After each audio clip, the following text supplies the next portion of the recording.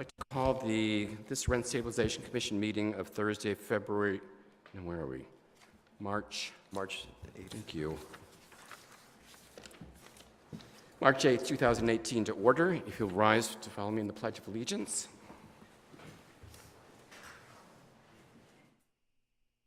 I pledge allegiance to the flag of the United States of America and to the republic for which it stands, one nation, under God, indivisible, with liberty and justice for all. Amen. Oh my God. Get a new packet here.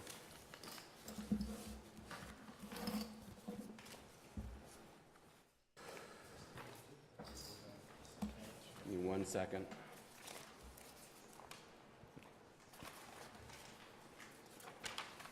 It's a big packet. Mr. Secretary, can we have a roll call, please? Yes, you may. Chair Kirby's On his way. on his way. Commissioner Maggio. Present. Commissioner Gregoire. Aye. Here.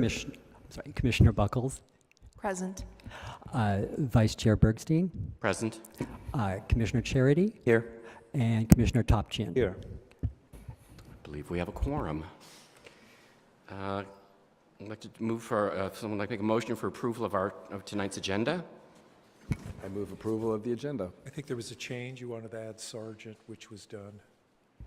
Is there a change? I'm not aware of any change. The sergeant was added, right? Yeah, that was in the minutes. Agenda right now, Okay. not the minutes, just the agenda. So we have a motion on the floor to approve the agenda. Second. All those in favor? Aye. Any opposed? So moved. Everyone had a chance to look at the minutes from the February 22nd meeting. Motion to approve as amended. I second that motion. All those in favor? Aye. Aye. Aye. Opposed? Any abstentions? Okay. I do have a public speaker tonight. I'd like to welcome former Rent Stabilization Commissioner, West Hollywood City resident, Stephanie Harker.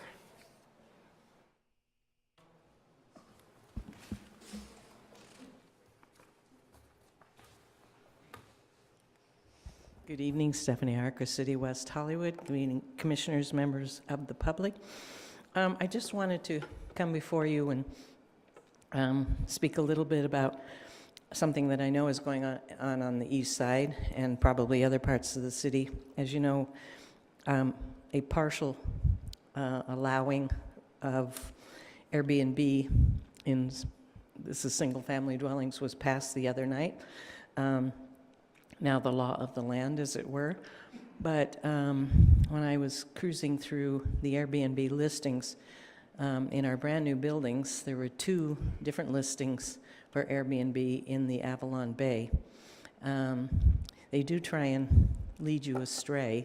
One of the hosts, as they call the owners, was from New York. The other one was from Irvine.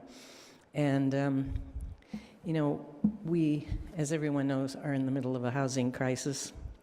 We probably won't ever catch up, but we were hoping that all the new units would be filled by people who would become participating members of the community. And it looks as if those that are too expensive for people to rent are being used as Airbnb. I have brought this to the attention of Jeff Abel and in code compliance, and he has started an investigation, at least on that building. But it is an issue, and again, I hope that builders in the future will be looking at things that are more market rate and affordable for people with median income. So that we can have new neighbors instead of visitors and de facto hotels. I'm surprised the hoteliers haven't really gotten after this, because I believe we have some firsthand knowledge that in the Dillon and the Huxley are also, although I think the Huxley made an agreement to do 31 days or longer for corporate housing. But in our local places, we would certainly like to see these be rented by, again, participating citizens. Thank you. Thank you. Stephanie, The domain actually evicted their first individual that was using their apartment illegally. So it is getting... I'm sorry, say that again, Richard? The domain has evicted an individual who was using their apartment in that manner. Good. So there is progress. Yeah, excellent. Thank you, Richard.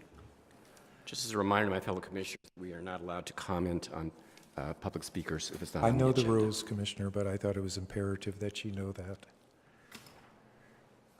On to Director and Manager's report.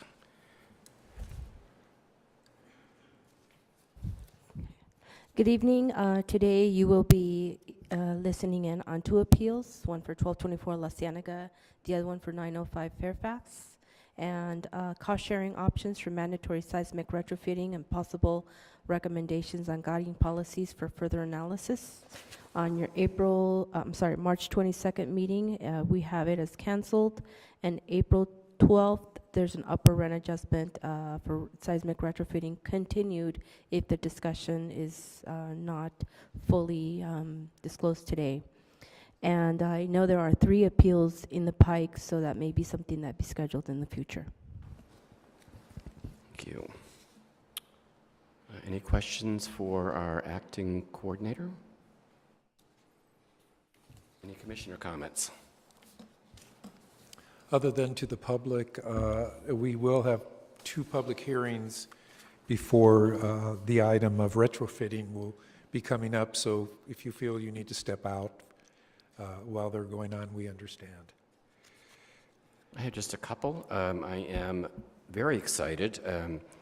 I spoke before the City Council meeting last week and made clear that I was speaking not as a member of the Commission, not for the Commission, by the Commission, but to remind Council that as part of the consent calendar a few months ago, the possibility of smoke-free housing in West Hollywood was broached. And during Council member comments, Mayor Heilman agreed that it's time for the city to really explore this option and directed the city manager to agendize it formally at City Council. So I think watch your agendas in the next couple of months to see when it appears. Look for the staff report, and if you feel strongly one way or the other, feel free to come to City Council and express those concerns. I also want to say that as the liaison to Planning Commission, I spoke last week, hadn't been there in a while, and caught them up. And really, when you think about it, in addition to our appeals, we've been one busy commission. We've covered a lot of ground, and they appreciated the report. And with that, we'll go into our appeals. The first appeal is D-4183CD, 1224 North La Cienega Boulevard for a rent reduction. And do I have, I'm sorry, my packet's a little famish. Here we go. Staff report. One second, Richard. Just asking if the tenant, Charisse Mitchelson, am I pronouncing? Thank you. Just want to know if you're here, and is anyone here represent the, no, not yet, ma'am. Anyone here to represent the property owner from Empire View Homes, LLC? Okay, thank you. And staff report? Thank you. Thank you. On February 15th, 2016, the tenant, Sheriff Michelson, was awarded a $13 rent decrease for a damaged bathroom wall and base molding. On November 30th, 2017, the landlord submitted a request for a compliance determination stating that he had repaired and repainted the wall and the baseboard molding and asking for the rent to be restored. The landlord submitted documentation in support of this request, including a statement from the worker who had performed the repair and photos of the finished work. The tenant objected to the landlord's request and claimed that the landlord has not completed the work in my unit's bathroom. She submitted copies of emails between the manager and her discussing the bathroom's condition and whether the entire bathroom should be painted as well. The hearing examiner found that the landlord had complied with the order to repair and repaint the bathroom wall and molding. The hearing examiner noted that Ms. Michelson's objection, as set out in the email exchanges, was that the entire bathroom should be painted in addition to the portion that had been painted after the repair. Because there was no dispute that the hearing examiner's order had been complied with respect to the damaged area, the rent was restored. Staff recommends that the Commission affirm the hearing examiner's decision to restore the rent.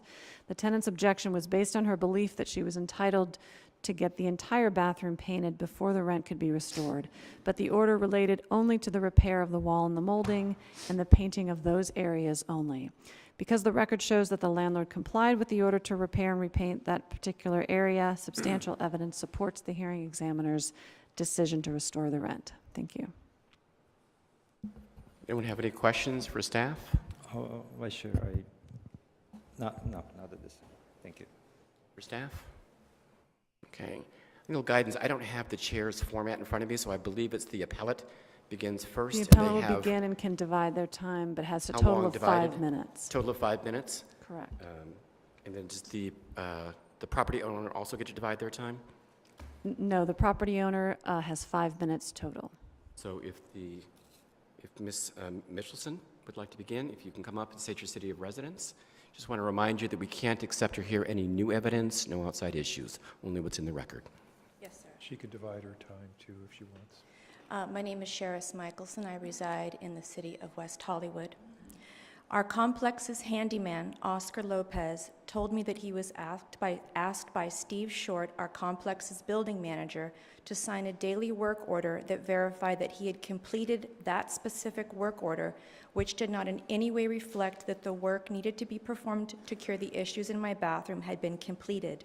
Nor did Mr. Lopez intend for that completed work order to be used without his consent as his testimony to the city. Mr. Short changed Mr. Lopez's title from handyman to maintenance supervisor on his report to the city and intentionally misused the information on Mr. Lopez's work order by using it out of context to fraudulently act as Mr. Lopez's testimony. Mr. Lopez confronted Mr. Short regarding his inappropriate activity, and an argument ensued as Mr. Lopez knew that Mr. Short was not operating in good faith by him or me. Mr. Short had used Mr. Lopez to tell me that the needed work regarding the issues in my bathroom would be completed without any intention of doing so. Understandably, Mr. Lopez didn't appreciate being used as a messenger of dishonesty. Mr. Lopez has since quit and told me that the ownership asks its employees to sign a document to prevent them from being sued, as the ownership knows that they use their employees inappropriately to deal with tenants inappropriately. In October, I'm gonna, if we can just stop the timer for a minute. This is all new evidence. We can't accept any new evidence, only what's in the record from the original hearing. So if you want to take a second to regroup, and then we'll start the timer again. And again, you can split your time between now and a rebuttal, but no new evidence.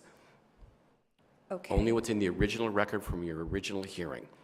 Okay, I'm going Take a to be second. discussing the leak now. Okay, and did you want to split your time? Did you want to save a little time for rebuttal after the landlord has spoken? I would like to please, you can take it now, if that's okay. No worries. You ready? Very much. Start the timer again.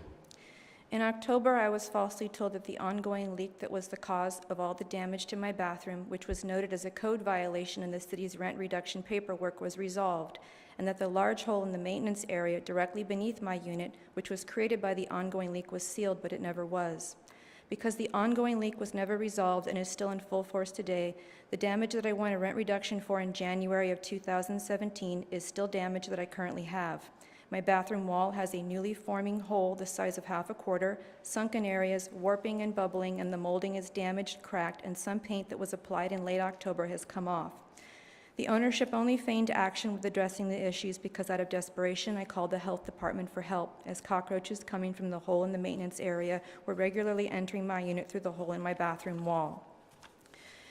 Martha Barroso, a representative of the health department, came to my unit in September, noted the violation in my unit and other violations in common areas, and reported them to the ownership.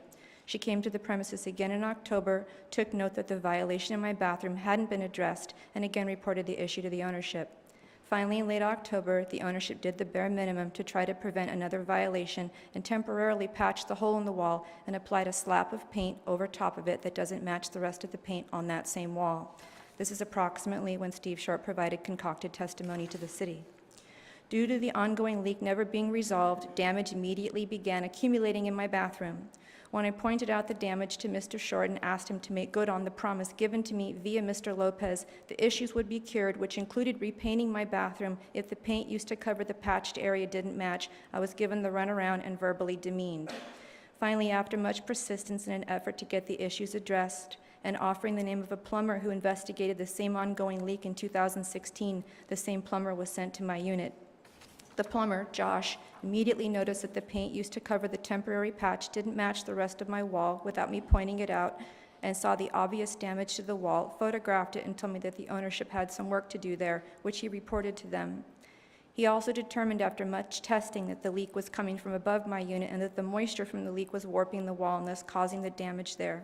Just as in 2016, Josh gave the ownership suggestions on what to do to fix the issues, but the ownership to date has not performed any of the maintenance suggested by Josh. In addition, Josh found insects in the space behind my shower that connects to the hole in the ceiling of the maintenance area. Because I have the same issues that constituted a rent reduction in January of 2017, I am requesting that the city either reinstate the rent reduction in full or partially reinstate it, as the issues have not been fully cured and still need to be addressed, as I still have a damaged bathroom wall and the damage is accumulating more every day, just as it was in January of 2017. Thus, a rent reduction is still warranted. Thank you. Thank you. Then representative for the property owner, you can come forward, state your city of residence, and then you have 5 minutes. Okay. Good evening. My name is Steve Short. Oh, okay, sorry.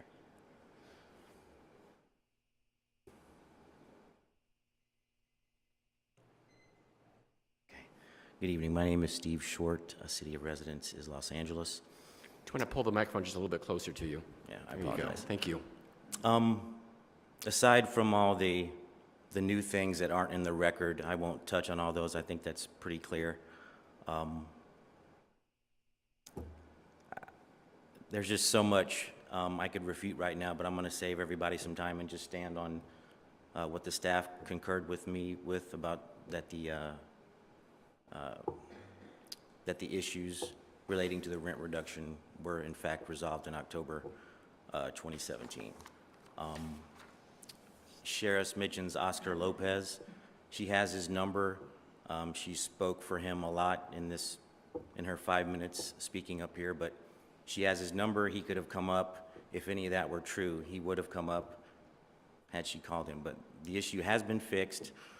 She mentioned Ms. Barroso. Again, that's new evidence she presented to you, but since she mentioned Ms. Barroso from the County Health Department, I'll also mention that in January, when she finally got access to the apartment, Sheriff's apartment, she sent us a report stating that the problem had indeed been fixed. And I think it's clear from all the emails in the record that Sheriff's main concern was that the paint didn't match. Well, we think it matches 99%.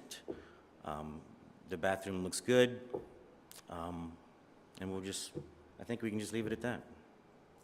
Any questions for me? Do you have any questions either for the tenant or the landlord? Thank you, sir. All right, thank you. Who would like to begin the discussion?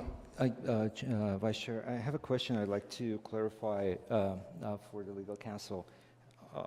When I read the report, I'm sorry, when I read the order from the examiner, it references the bathroom wall and the mold and the base molding, and also states that and take all acts reasonably necessary to perform this maintenance, including preparing and painting the surfaces after the repair, kind of referencing to multiple surfaces that has to be painted. That's how I read it. But when I read the staff report, it talks about the bathroom wall and the base molding. So by reading the order, it feels like the painting should have been applied to all other areas as well. Couldn't be the entire bathroom? Generally not. Generally, the order, as reflected in the discussion, if you read the actual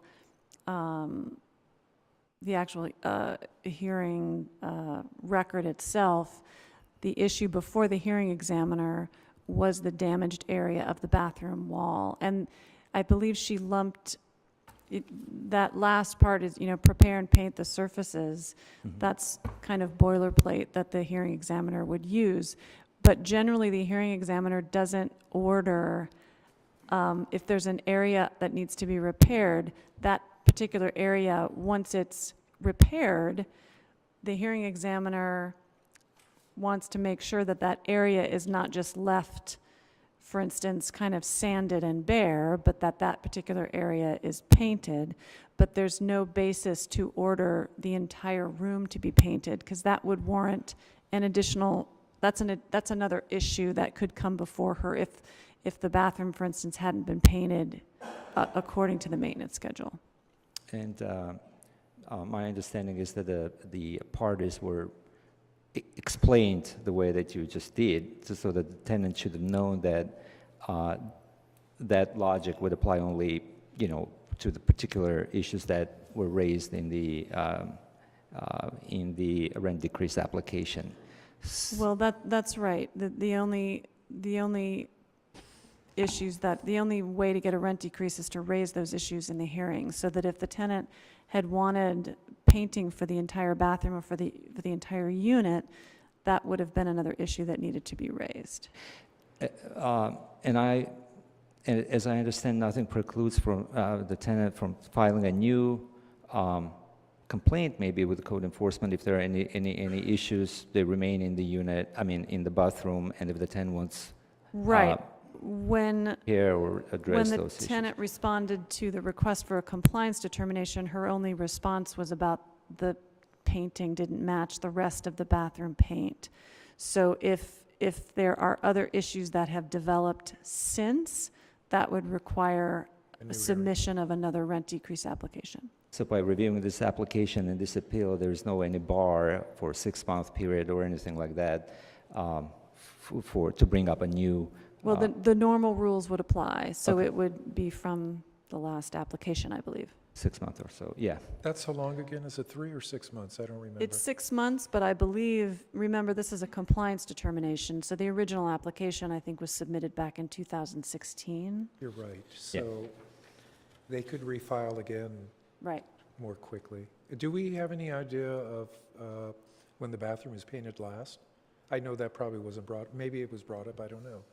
I don't know, and that's not an issue for you today. I don't. Mr. Charity? Commissioner Maggio, any further questions? I'm finished with questions, thank you. Gregoire? No questions? Buckles?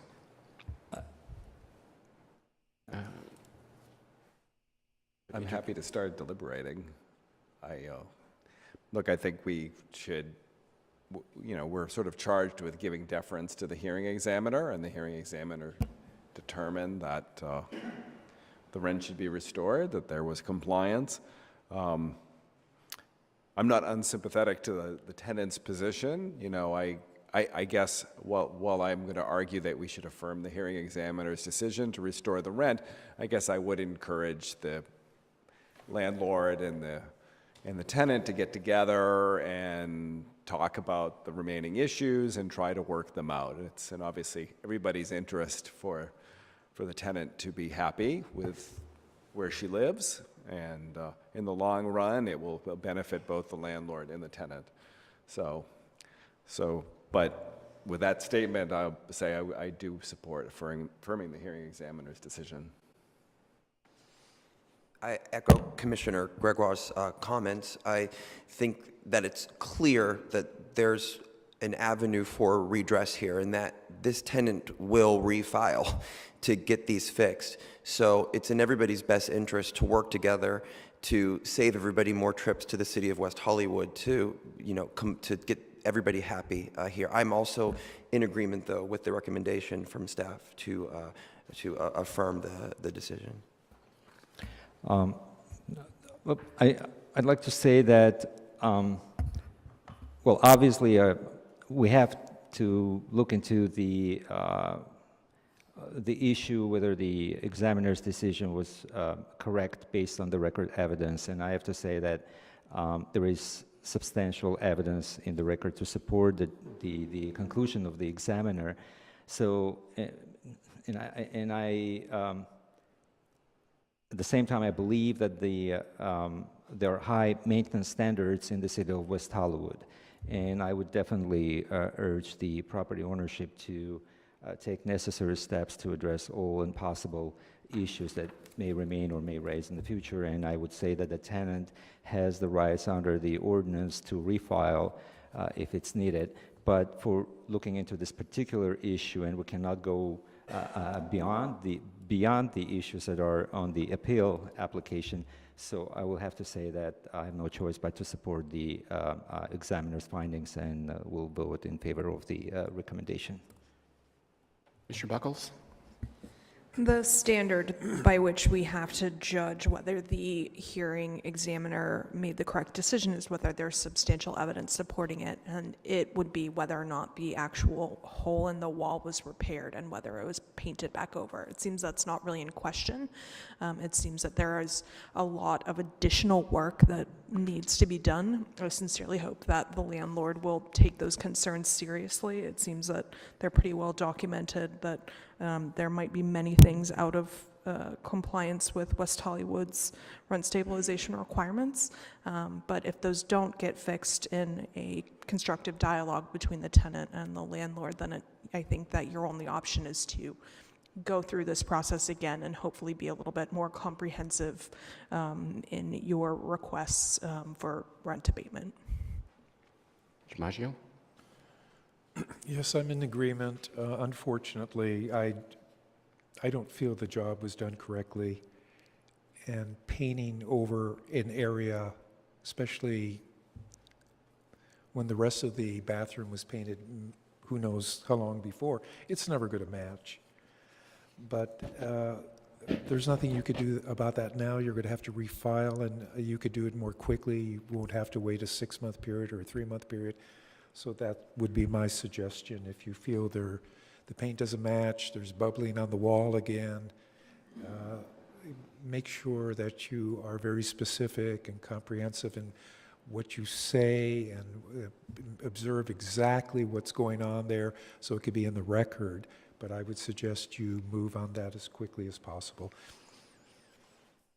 I would echo my fellow commissioners' comments. I am satisfied that the work was done according to what the hearing examiner ordered. While there may be many other issues, and perhaps it's been longer than 4 years, apartment has been painted. That is not pertinent to tonight's discussion. And to echo some other commissioners, I would hope that the tenant and the landlord could sit down and constructively work out a plan moving forward. But for tonight's appeal, I would vote to affirm the hearing examiner's decision. And with that, I would entertain a motion. I'll make a motion. I'll make a motion to adopt Resolution RSC 18-515. It's a resolution of the Rent Stabilization Commission of the City of West Hollywood affirming the compliance determination in case D-4183CD. Do I have a second? Second. Can I have a roll call vote, please?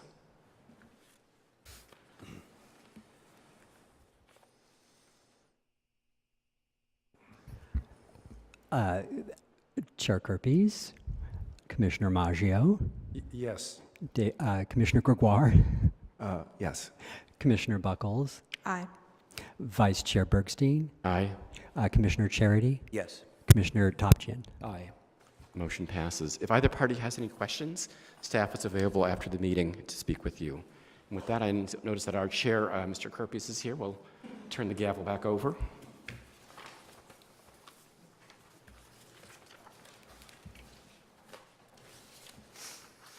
Thank you. Thank God you're here. Good evening, everyone. Thank you. I'm sorry for being late. Assuming there were no changes in the agenda, I assume that we're moving on to the next appeal? Correct. All right. So we will first, this is the appeal of D4257, 905 North Fairfax Avenue. We'll start with a staff report, but do we have the tenants, the appellant, and the respondent, the landlord here? All right. Looks like we have a few representatives in the back for the tenants. All right. And sir, you were the landlord? Okay.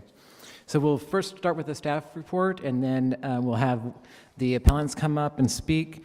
You'll speak first. You'll have 5 minutes to discuss your appeal. You'll have the option of dividing your 5 minutes into two segments. You may use part of your 5 minutes at the beginning to state your case, and part of your 5 minutes for the rebuttal after the respondent or the property owner speaks. So we'll first start with the staff report. Thank you. Ellen Paz, the representative for the owner, has filed an appeal contesting a rent reduction ordered for the removal of trees. The tenants were given a rent reduction of $20 with the exception of 2 tenants at the property. The hearing examiner found that the removal of 6 trees constituted a substantial reduction in the landscaping housing service. Staff recommends that the commission affirm the hearing examiner's decision, granting the rent reduction, but reverse with respect to the valuation. The hearing examiner failed to take into account that all 6 trees were replaced, thus the landscaping has not been eliminated. Moreover, the hearing examiner found credible the landlord's testimony that the roots of the removed trees could impact the building's foundation, which could jeopardize the structure's integrity. Therefore, the record evidence does not support the full valuation for the removed trees, so staff recommends that the value be reduced to $10 to account for these other considerations. Thank you. Thank you. Do we have any questions for staff at this time? I had a question in the record. I saw that there was a mention about the $10 reduction being akin to the trees being removed and not replaced, where we had these trees replaced with, younger trees. So I was trying to get some information from the staff as to why the recommendation is for $10 if that was the recommendation for the trees never having been replaced. I think the hearing examiner is the one who brought up that comparison. And so because that case is most closely aligned with this one, it seemed unusual for the hearing examiner then to go ahead and give the full valuation when a $10 valuation was given to that one. Vice Chair Burstein? I'm a little confused, and if you can discuss this, that part of the record is the discussion where the property owner went to the city and pulled permits for the work, but it appears that no one in the permitting department either discussed it with the property owner that there may be an issue you need to speak to rent stabilization, or how did that happen where a permit was lawfully issued but not in compliance with a housing service, if that makes sense? Well, the property owner has a choice of whether to remove housing services or whether to keep them.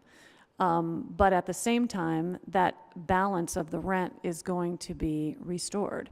So if so there's certainly nothing unlawful about removing the trees, but at the same time, that's a housing service under the rent stabilization ordinance that the tenants had been paying for. And so therefore, the removal of the trees results in the tenants paying essentially a rent increase. And so that under the rent stabilization ordinance, that balance has to be restored. It's not a punitive measure.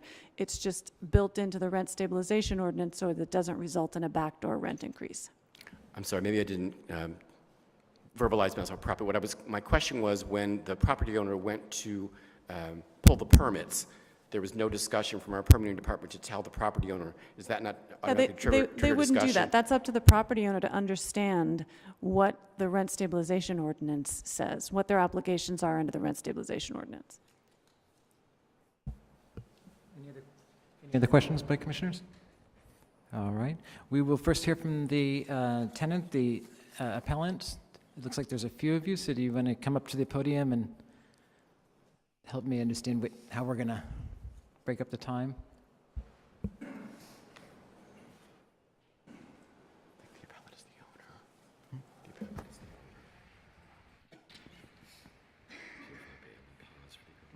Clarify, we're not. Excuse me, Chair. I'm sorry, 1 second. Just The appellant is the landlord. okay. I'm looking at the wrong. That's okay. Okay, sorry. That's what happens when I get here late. So the appellant is PHW, BH, the owner. Correct. Okay. Then we're going to have you sit down for just a moment. You're going to get 5 minutes still, but you don't get to break it up. Or you can break it up between each of you, but you only get it in one solid block. Sorry about that, sir. So you'll have 5 minutes, just as I explained to them. But how would you like to break it up? Would you like to save some time for the end? Okay. Do you want to give us an idea, or do you just want to use what you, of the 5 and whatever you have left? I'll go through this pretty quickly. You've all pretty much stated the case already for me. My name is Josh Weinberg. I'm the manager of the LLC. Oh, sorry. Okay, this is way fancier than I thought this was going to be tonight. Thank you very much. Anyway, so we put together this schematic to show you what's going on so you have a visual idea, because I know you have all these reports. But this is Fairfax Avenue. These are bungalows, 6 bungalows and a carriage house in back that runs across the top. And over here are the pine trees that we took down. They were both abutting, as you already mentioned. It's in the report. The pine trees were within inches of 2 foundations. They'd grown over 50, 60 years. I don't know. They're about 70, 80 feet tall. Basically, what happened was May of last year, we decided it's time before something bad happens and a structural issue happens with the bungalows. Plus, we'd been watching TV, and like we all see in the news, when there's a windstorm, what happens is trees fall over. These were 70-foot tall trees, 3 feet in diameter at least, huge trees.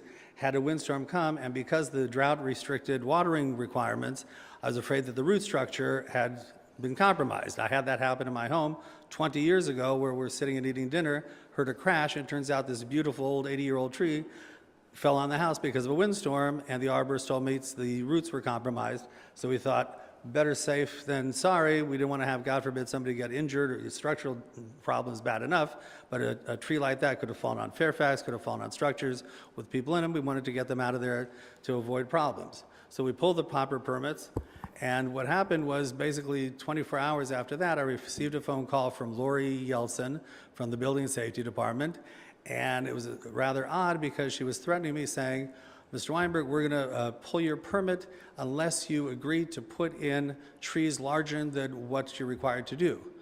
I said, that is the strangest sentence I've ever heard. What are you talking about? I didn't memorize this code section, but I know it says 24-inch box trees are to be the replacement, which is what we plan on doing. And after she calmed down a bit, we had a chat, and she said that they're having a crazy situation, that some of our tenants had been at the building safety office over the course of 2 entire days. They had gone into city councilmen's chambers and talked to them, and threats, et cetera. In short, it's taken on a life of its own. You'll notice tonight we're only talking about the reduction for the trees. All the other complaints that they had, if you look at the thing, it also says here how long these people have been tenants. 8 years, 5 years, 16 years, 35 years, 4 years is the last 8 years over there. We're the landlords that actually show up when you call us, and we take care of what needs to be taken care of. Suddenly, all these little things showed up. We took care of them. We're fixing all the other complaints that were listed, except for we can't replace 70-foot tall trees because we don't want to. It's a danger to the property, and the best we could do is the 24-inch box trees. When Lori told me her problem, I called the nursery and I said, what's the next step up from 24-inch? Give us the bigger size, how much more is it, and how much room do we need to plant it? They gave us the schematic, we checked it, there wasn't enough room. We'd have to literally dig under the bungalows for the 36-inch box tree. I guess they're 36 gallon, whatever it's called, the next step up. So we tried to do that, but we couldn't even do that, so we replaced them with that. Also note, please, these are not, the 2 pine trees are really the trees we wanted to remove. That's the ones that were danger.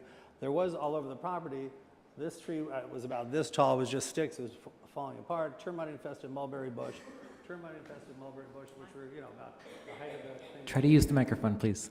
Oh, sorry, about 8, 10 feet tops. This was a stump of a mulberry bush. There was 4 other smaller trees, actually bushes, mulberries, that we had the guys there while they were doing it. We had pulled permits, and we had those taken out too at the same time, just to upgrade the property and clean up the old stuff and put in new ones. So we put in actually 6 brand new 24-inch box trees, where the only 2 that were any significance were the tall pine trees. The bottom line is, the report came back saying, no, $10 would be fair, but if you look at the report, the rodent-infested trees that were removed without being replaced and received a $10 reduction only were taken out because of rodent infestation. Just with common sense, I can tell you there are other ways they could have done it without removing the trees. They could have put in screens, they could have trimmed the trees, they could put in fencing barriers, all sorts of other options, but they took out the trees, never even replaced it, and their reduction is $10. We put in 6 brand new trees.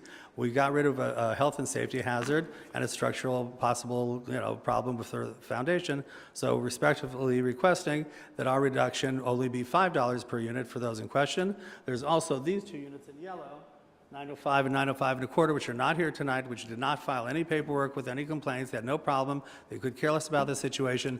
Technically, the West Hollywood City rules dictate that they have to affirmatively opt out. Well, if you're not involved in the thing and you get mail because everybody's getting mail, they threw it out. In fact, the gentleman at 907 and a quarter came to his hearing and said he didn't opt out because he didn't know it, and he opted out at the hearing. All right, so your time has expired. Thank you very much. Okay, thank you. Took it all, didn't Yeah. Now we'll hear from the tenants. It looks like there are 4 of you. How would you, are all 4 of you going to speak? Yeah, I'll go first. Okay. And then you'll have a 5-minute block. Do you want a warning each minute, or how? Yeah, a warning on each minute would be great. 1 minute per person? Okay. Okay. I'll let you know when to start. So if you could, before each of you speak, if you could state your name and then go into your remarks. Sure. My name is Jessica Hensier, and I live in the city of West Hollywood. So I understand that the staff report stated that the hearing examiner's determination should be reduced to $10. But what's important is that on page 6 of the hearing examiner's determination, footnote 15 does reference that precedent case, but it also states that the amount of trees removed in that case was half as many as our situation, so that's why the double valuation was included. The trees that were removed were extremely large, as he stated. They were 80-foot trees, and the other trees that were removed, the mulberries, they were also 80 years old and very large, not as large as the pine trees, but they were not unsubstantial. Even though the trees have been replaced, those trees are literally very small baby trees. So we believe that, you know, the determination should stand, especially because the staff recommendation report for the $10 valuation does not consider that twice as many trees were removed as the precedent case. I'd also like to. She's taking her minutes. Yeah, I also- that was time for the 1 minute. Sorry. I'll talk for one more second. Okay. However you want to break it up to 5 minutes, it's I'm up gonna, to you. yeah. I'd also like to point out that the proper permits were not pulled originally. If you reference the tenant statement in the record that we submitted, you'll see that there's a very detailed timeline about the way things happen. The trees were removed illegally, and the permits were done retroactively as our collective effort to alert the planning department to the illegal removal. So I just would like to ask that you please uphold the hearing examiner's decision for the $20 valuation. Thank you. Thank you. So we have the next person speak, and just state your name and then. My name is David Rowan. I live in West Hollywood. I just want to reaffirm to uphold the decision of $20 a month decrease. The new trees are tiny. Even one of them, actually, it seems like it has died. And it's just literally a stick in the ground. Thank you. Thank you. Sure, I'm Matthew Harkenrider.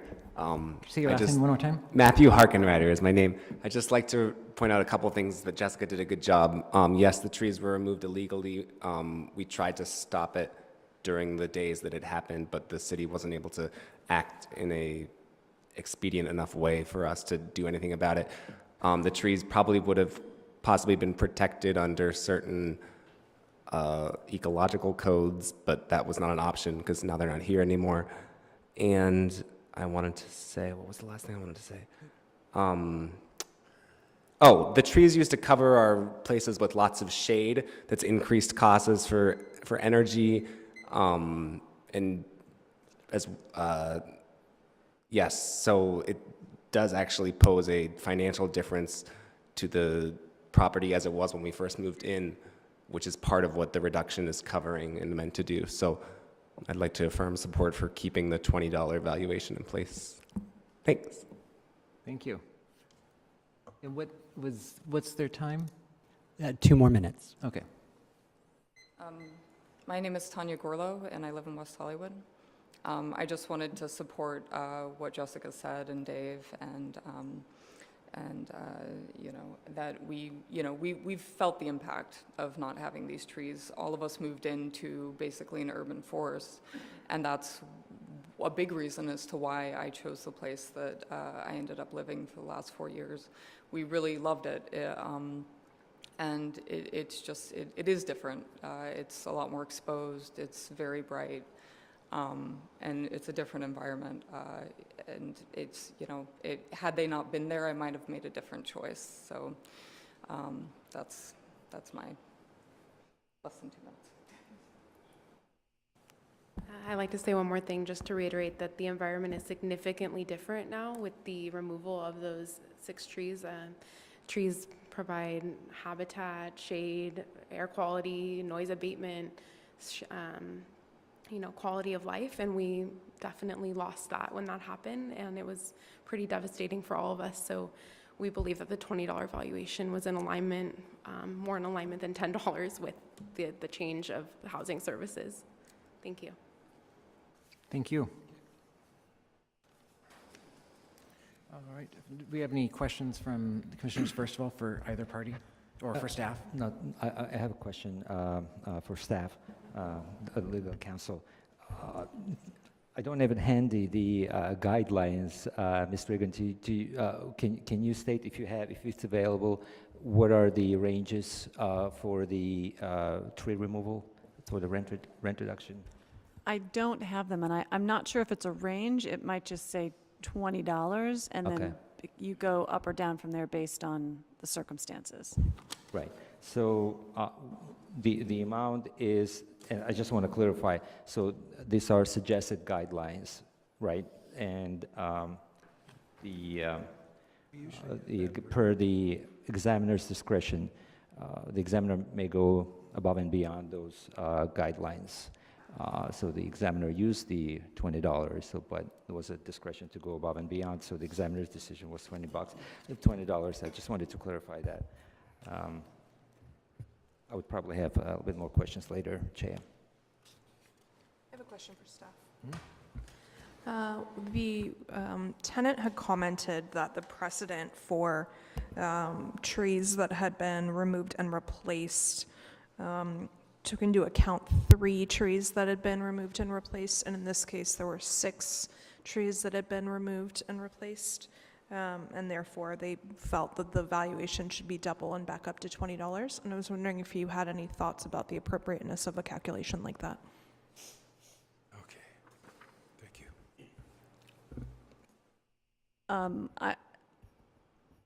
I think that's probably correct. I think there probably were, in that previous case, that only 3 trees had been removed and there was no replacement done.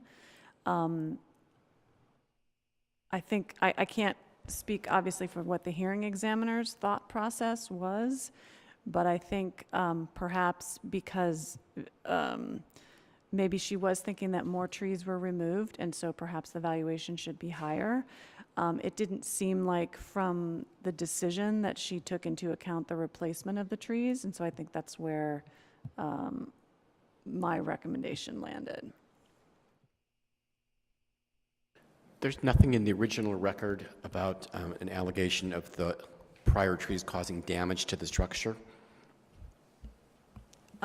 There's some speculation about that. There was no expert testimony about whether there was going to be damage to the structure or whether the trees were going to blow down. The owner testified to that, but again, without any evidence to support that. As I noted in the staff report, the hearing examiner mentioned that in her decision, that she did find that testimony to be credible. But again, there was no actual supporting evidence about that. I think historically, at least from my recollection, from my service time here on the commission, is that we looked less at what was a code enforcement issue versus the actual service provided to the tenant, which would lessen the significance of whether it was causing harm to the property. That's my recollection anyway. Any other questions? Going back to the question asked by the Vice Chair, so there was a discussion, there was a mentioning at the hearing by the property owner about the damage to the property foundation. Was Not damage. He testified that there could be. Could be. He was worried about the potential for that. okay, so that was clearly noted by the examiner, I assume. Correct. Right. Yeah, and I would agree with Chair Kerpis commented. In my understanding that, at least that's how I see it, that the issues related to, code-related issues, I don't see how that would be applicable to the right of the tenant to get a reasonable amount of rent reduction due to the loss of the housing service.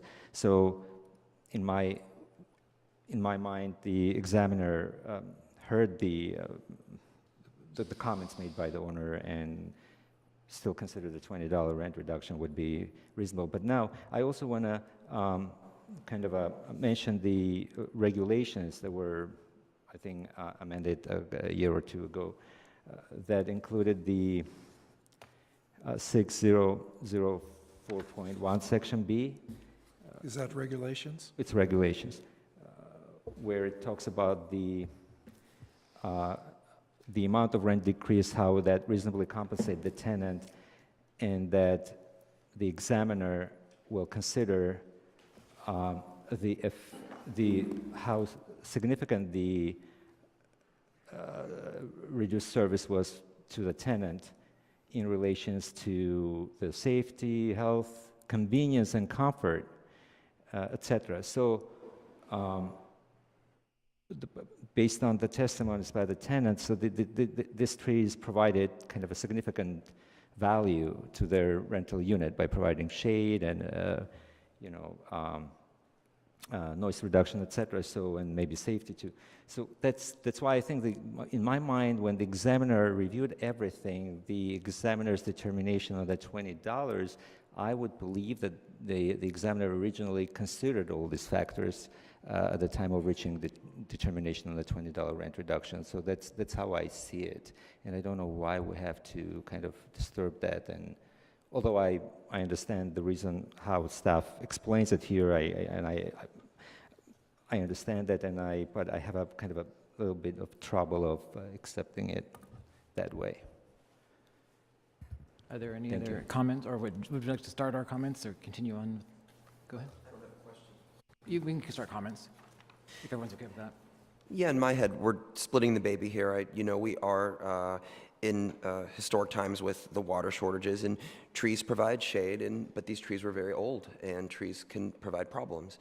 I obviously was a little bit concerned about even going on the $10 guideline, as we were going from a prior case where new trees had not been planted, where the trees were completely removed. So I'm of the mind that $10 is kind of fair and splitting the baby in terms of exactly what we have in front of us. Did we start our deliberation, or was that just a comment? Yeah, we're starting our comments deliberation. Okay, Would you like to go for it next? Well, I hate to see 80-year-old trees go. I don't know how they could have been saved, and that bothers me.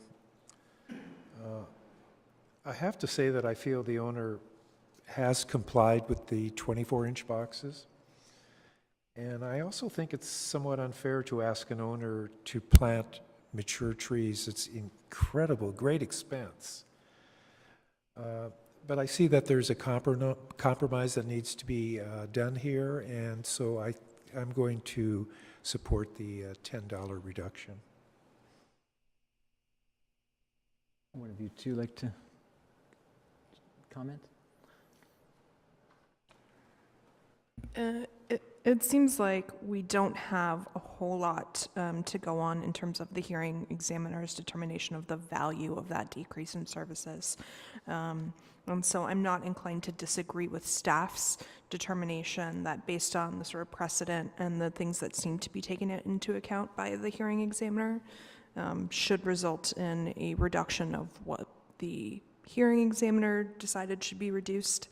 I am really sympathetic because I have no doubt that the sort of character of the property has changed, and that really can impact your sort of relationship with your surroundings. But for me, I wouldn't say that I have any, any substantial grounds for which to disagree with staff's recommendation. Can I just ask a question before you go on? Because that's kind of consistent with the last couple of comments that have been said. I guess my question is I'm not finding a reason to question staff's recommendation. I'm trying to figure out what the reason is we're questioning the hearing examiner's decision. Well, the reason I'm, I guess, agreeing with staff that the hearing examiner's decision should be questioned is because it seemed like they were comparing incomparable cases. So perhaps doubling the cost of the rent reduction that was based on precedent, without also taking into account that trees here have been replaced, whereas in that precedent they hadn't been replaced. But I'm absolutely open to hearing any other thoughts about why the rent examiner's valuation was actually the correct one. So I have to say, I've been thinking about this case for a couple of days. It's really troubled me because I'm usually one who sits here and says we should defer to the judgment of the hearing examiner. But I've been really torn about this because I actually felt a $20 rent decrease was an outrageous thing to impose because, in my own judgment, I like light. I would love those trees to come down, right? So this has been really challenging to me because if I were sitting as the hearing examiner, I probably would have said, hey, this probably improved the property that these trees came down. Look at all the light you have now. Isn't that great? But that's probably perhaps the reason why we're supposed to defer to the reasoning of the hearing examiner, because he or she, they were the ones in charge of making the decision, and they made a decision. So I've been really struggling with this because I was not to say that the tenants didn't suffer a loss by the loss of those trees and the shade and the reduced cooling costs for the unit, but I would have thought that there are benefits to the property to have these trees come down and be replaced. The foundations will be more stable. I think my inclination would have been to apply a $1 nominal rent decrease in this.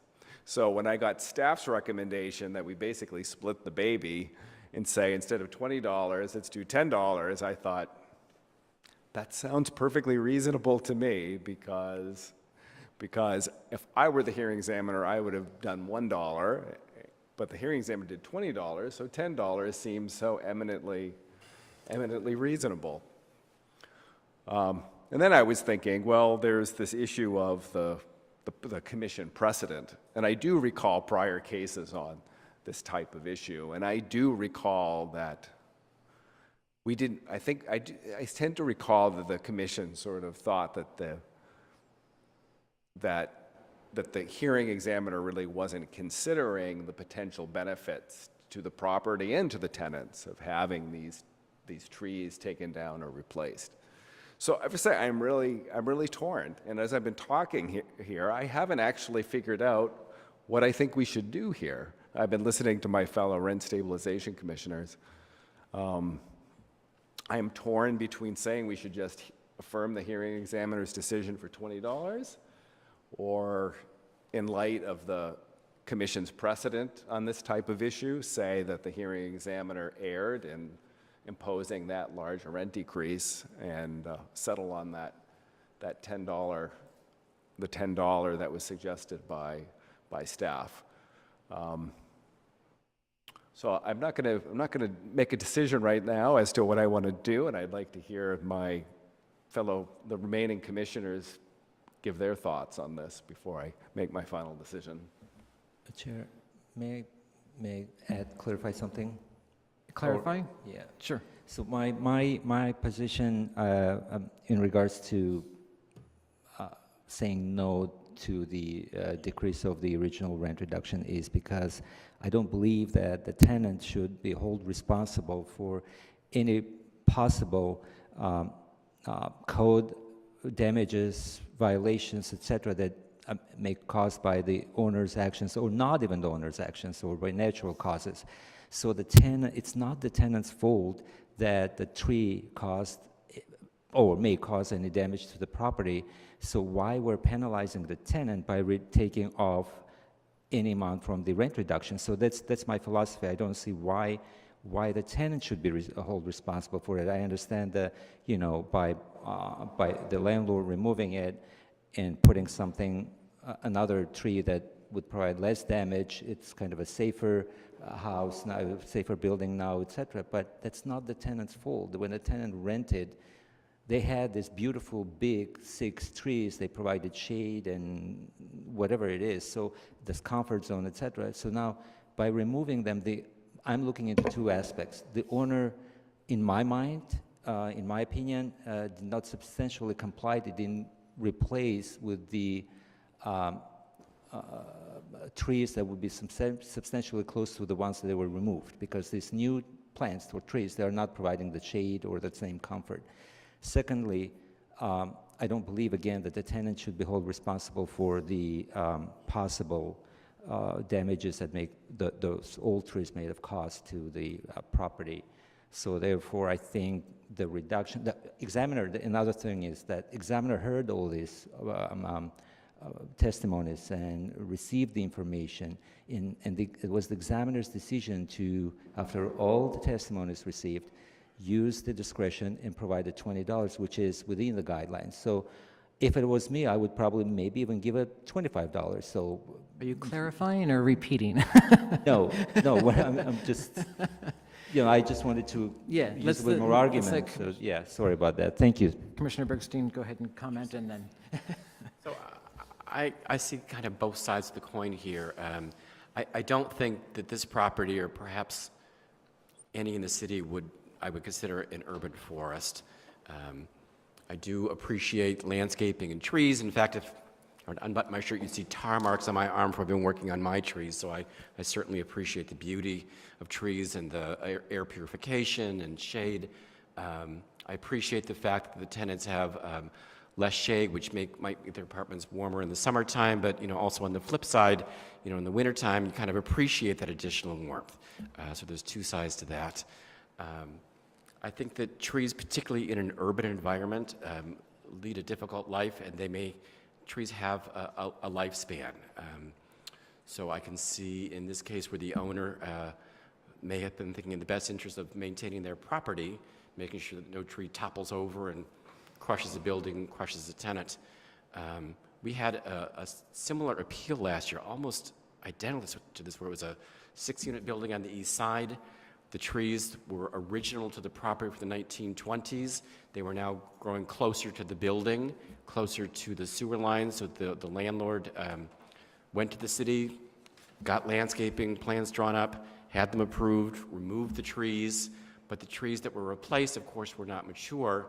So the tenants in that case, I'm not sure if it's the case that's cited in the appeal tonight, but the tenants moved for a rental reduction because of that loss of shade and the differentiation in the landscaping. Oddly enough, at least in this particular case, the new trees that have been in place 2 years now offer more shade than what was there previously, but that's kind of a moot point. So I think that the $20 reduction in rent was excessive. I agree with my fellow commissioners that a tenant should not be penalized for a reduction in a housing service, even though that reduction is to kind of maintain the structural integrity of the building. So I'd like to hear a little more discussion from my fellow commissioners on where we would place that valuation. Hear from Commissioner Kirby's. So yeah, I initially, upon reviewing the case, I was surprised at the $20 valuation because you don't see that large of a valuation very often, especially when it comes to gardening or landscaping, as she used in the guidelines. But I won't say I disagree, but I'm not convinced. I mean, I understand her reasoning. I think on page 148 of our packet, which is page 6 of her determination, the third paragraph down, she explains where she came up with her $20. As of the hearing date, she talks about the sheriff has a letter of authorization from the LLC, which may mitigate the issue of vagrants.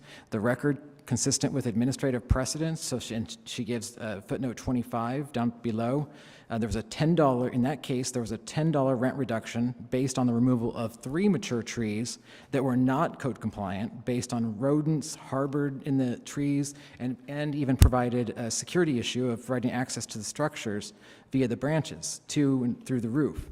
So I think her reasoning right here is, and then she goes on to say, here there are twice as many trees, and none of the parties introduced evidence of code violations based on any of the trees, meaning they were in good condition. She's healthy trees is what she's basing it on.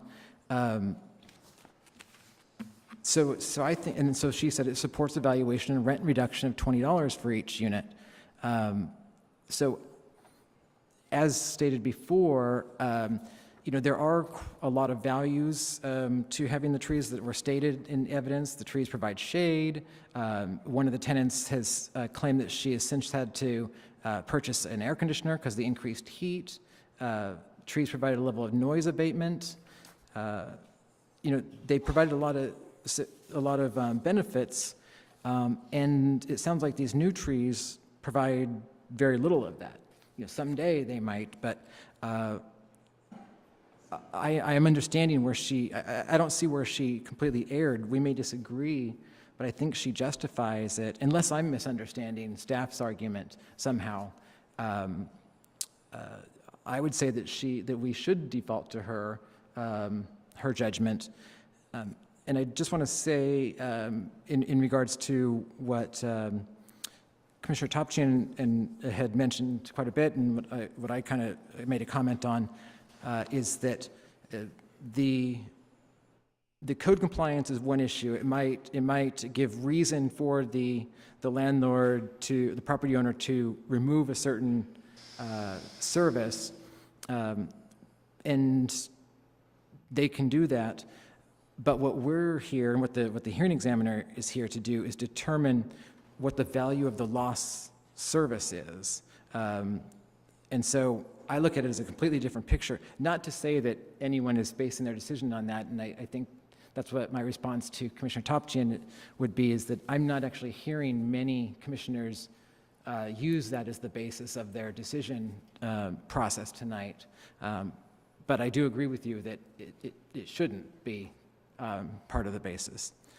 So that's kind of where I'm at.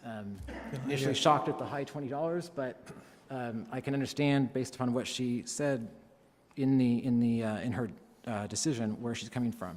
I wanted to address, kind of counter Topchin's argument when you say that it isn't fair to the tenant. Well, you know what? It's not fair to the owner either. He might have been thinking of safety. And to the chair, I mean, how do you know when a tree is going to fall down? It could appear to be healthy, but I have known cases. In fact, I have a friend who had an 80-foot tree that fell in his bedroom. Luckily, he wasn't there. So it does happen. I guess, in conclusion, I just want to add that to the owners. I mean, you will probably see there's still going to be a lot of dissatisfaction here, but I hope maybe you can work with the tenants to continue to add landscaping that might make it look more lush. You could never replace an 80-foot tree. I mean, I don't even think you could really do it. But And if there are trees already dying, I think those issues have to be addressed and replaced so that you're not back here arguing this again. You know, hearing everybody talk, you know, thank you all for your comments, because I was really on the fence. But as I listened to myself talk earlier, and I've listened to a bunch of you, I think I'm convinced we should be affirming the hearing examiner in its entirety and affirm the $20 rent decrease. Because really, the way we've been talking is we've all been imposing our own personal judgment on, if we were the hearing examiner, what would we do? I would impose a $1 rent increase. Commissioner Topchin would impose a $25 rent increase. A lot of you thought $20 was fine. But, you know, I do think this is a case where I might not like it because I would have imposed a $1 rent increase. I think we need to defer to the judgment of the hearing examiner. I think she did have a reasonable basis for coming up with the $20, whether or not I agree with it. So I think I would be in favor of simply affirming the hearing examiner's decision in this case. I have a question for staff real quickly. It's going to take a while, but 10, 15 years, if these tenants are still there and these trees are much more mature, can the landlord reapply for Request for compliance termination? Yeah. and a hearing would be held and they would make a decision based upon the present? Okay. Yes. Well, you know, the staff already recommends the valuation be reduced to $10, and I think it truly is a fair compromise. Well, Any and other? I just want to, I think that staff recommended the reduction because staff was concerned that the hearing examiner's judgment wasn't fully supported by law. And that was why I was tending to agree. By law, I mean precedent. And so that was why I felt that staff's recommendation was the most supportable. I'm not sure what you mean. So on page 129, the staff record says, the record evidence supports the hearing examiner's conclusion that the tree removal was a substantial reduction of a housing service. The evidence, however, does not support the full valuation of $20 for the loss of the trees.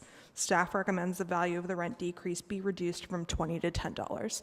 I think staff has said that they don't believe the evidence supports a full valuation because there was no taking into consideration the fact that the trees were replanted. So my question actually was, because you're an attorney, you said that the law does not support it. Are you aware of a code violation? No, I So said, just and then I said, precedent? by law, I mean precedent, Okay, yes. didn't quite hear that. Thank you.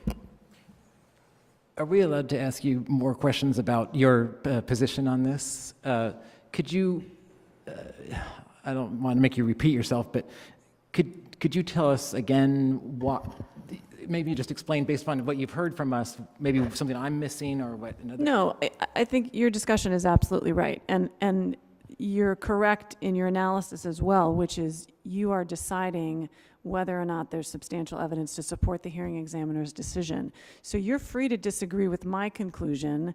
I concluded that that there was not substantial evidence, but I also see the discussion here, so that's a perfectly reasonable conclusion for you to come to, that in fact there was substantial evidence and that you should defer to the hearing examiner, because that's exactly right. That's the analysis. And not to put anyone on the spot, but I'm really putting myself on the spot, is what you've heard in our analysis or our reasoning trying to grasp this, has any of it been flawed? Just No. Okay. Quite the opposite. Okay. Are there any other comments?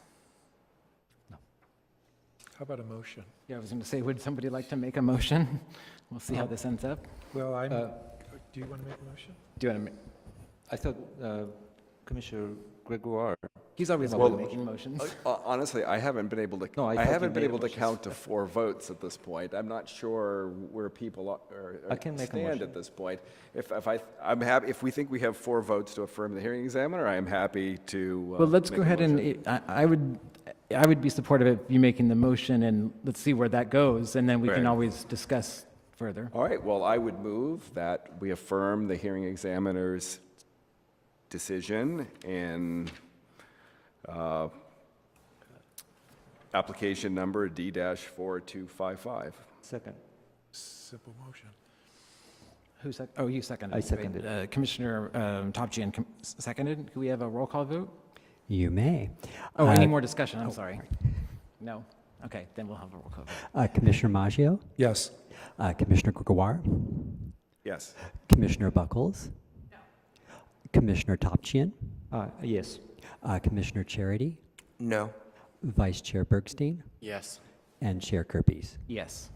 So the motion approves, or has passed. We will affirm the hearing examiner's determination. If you have any questions, staff will be here to answer. Thank you all for coming out tonight. Can we have a recess? We've been going an hour and a half. 2-minute, 3-minute recess. 3. Sorry, we're going to take just a 3-minute recess before we begin. Everyone okay with that? All right. So we'll You may need some more.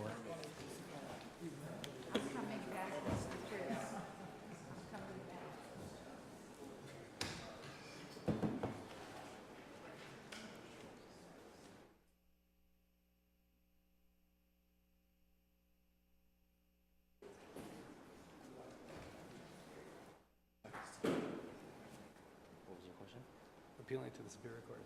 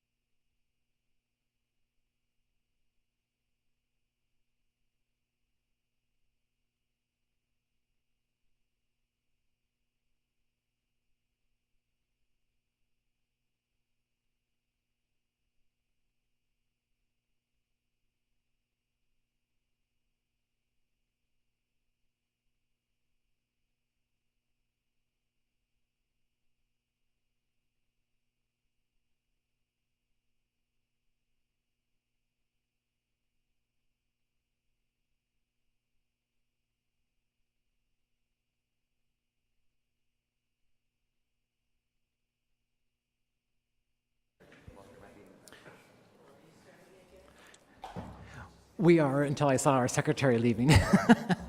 No.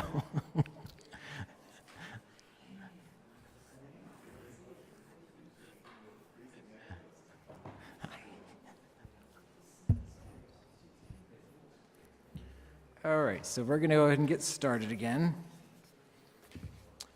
And I think we're going to start with a staff report. We're on new business, cost-sharing options for mandatory seismic retrofitting and possible recommendations on guiding policies for further analysis. Good evening, Commissioners. My purpose here is to advance our discussion on cost-sharing options for the mandatory seismic retrofitting requirements that the City Council has ordered. The first thing I want to do is address a couple of the questions that the Commission had at the last meeting before we talk more about this. What is a non-ductile concrete building? Which is the first question that came up. A non-ductile concrete building is a large concrete building that was built before the 1976 building code standard changed to require reinforced concrete. It tends to be these larger buildings. I know of some addresses in the city, but it has to do with buildings whose concrete is not reinforced to maybe withstand seismic forces. The buildings tend to be large, multi-story structures, and the expected cost of the retrofitting is substantial on them, which is why the owners are given, I believe, 30 years to complete the requirement, 20 years, whatever it was. Will tenants be entitled to rent decreases for loss of services such as parking and storage? And this is one of the important things that everyone mentioned. Currently, West Hollywood Municipal Code Section 1748060 states that when there is a loss of housing services due to retrofitting, a rent reduction should be postponed until after completion of the work. And the reason this provision was put in the law was based on a Court of Appeal ruling in a case, Golden Gateway Center versus the San Francisco Rent Stabilization and Arbitration Board. And what the Court of Appeal found is that disruptions caused by necessary construction should not result in rent reductions if the work is being completed in a reasonable and timely manner. That having been said, it is possible to address these issues in the tenant habitability plan before the work takes place. So what this is saying is that a tenant won't have a remedy filing for a rent decrease hearing to get a rent reduction. If they get one, the hearing examiner should postpone it based on this court ruling until the work is done. But that doesn't mean that the tenant can't get a replacement service or compensation as part of the tenant habitability plan, okay? A lot of questions came up regarding the process that the city currently has, and understandably so, because a lot of certainly some of the information has been not really quite precise that in terms of what the city law requires. The net operating income process guarantees the landlord a fair return on the property. It does not share costs. It is not designed to share costs. Instead, it guarantees the landlord an annual increase in the property's NOI that is based on the rise in the CPI. The landlord does not have to incur any additional costs in order to file for an NOI hearing. All the landlord has to do is allege that their return is not keeping up with the rise in the consumer price index. It is not a cost-sharing mechanism. It is not designed to be one. However, landlords typically will use it as one because if they incur a large cost. But it doesn't guarantee that that cost will be passed through to the tenants. It depends, again, on the return on the property. There is no direct pass-through if, in fact, for a specific cost. And once you understand that concept, that this is basically addressing the landlord's return on the property. That's what it's about. It's saying, Mr. Landlord, Miss Landlord, you're under rent control, but we will guarantee that your NOI, your net operating income, will go up every year based upon the rise in the consumer price index. And that's what it does. It addresses the landlord's return on the property. It does not address sharing costs. Now, The process itself, of course, does take into account what the landlord's expenses are for a given year. And so in terms of sharing the cost, it is calculated into the mechanism of the process, but in fact, it's not something that is separated out. The reason that, because the law guarantees the landlord a return, that is why what the hearing orders is an increase in rent and not some sort of rent surcharge that goes away after a certain period of time. The rent must be increased because it must meet the guarantee that the ordinance has in terms of the landlord's fair return. And the same is true for a hardship exemption. There is no hardship exemption because the ordinance guarantees the landlord this return. And if the landlord doesn't get the return, then the ordinance has to provide it. And it's a circumstance where if someone rented to someone who doesn't have much income, they can't be penalized for not getting, for renting to somebody like that, okay? And so the ordinance guarantees the level of return to the landlord. And as a accommodation of tenants perhaps having difficulty paying for rent increases, the law allowed the 12% phase-in of an increase that was large. 12% the first year, 12% the second year, the balance the third year. And that, again, was an accommodation to the hardship provisions, okay? Can I ask a question before you move to the next slide? So you talk about those increases being permanent. Yes.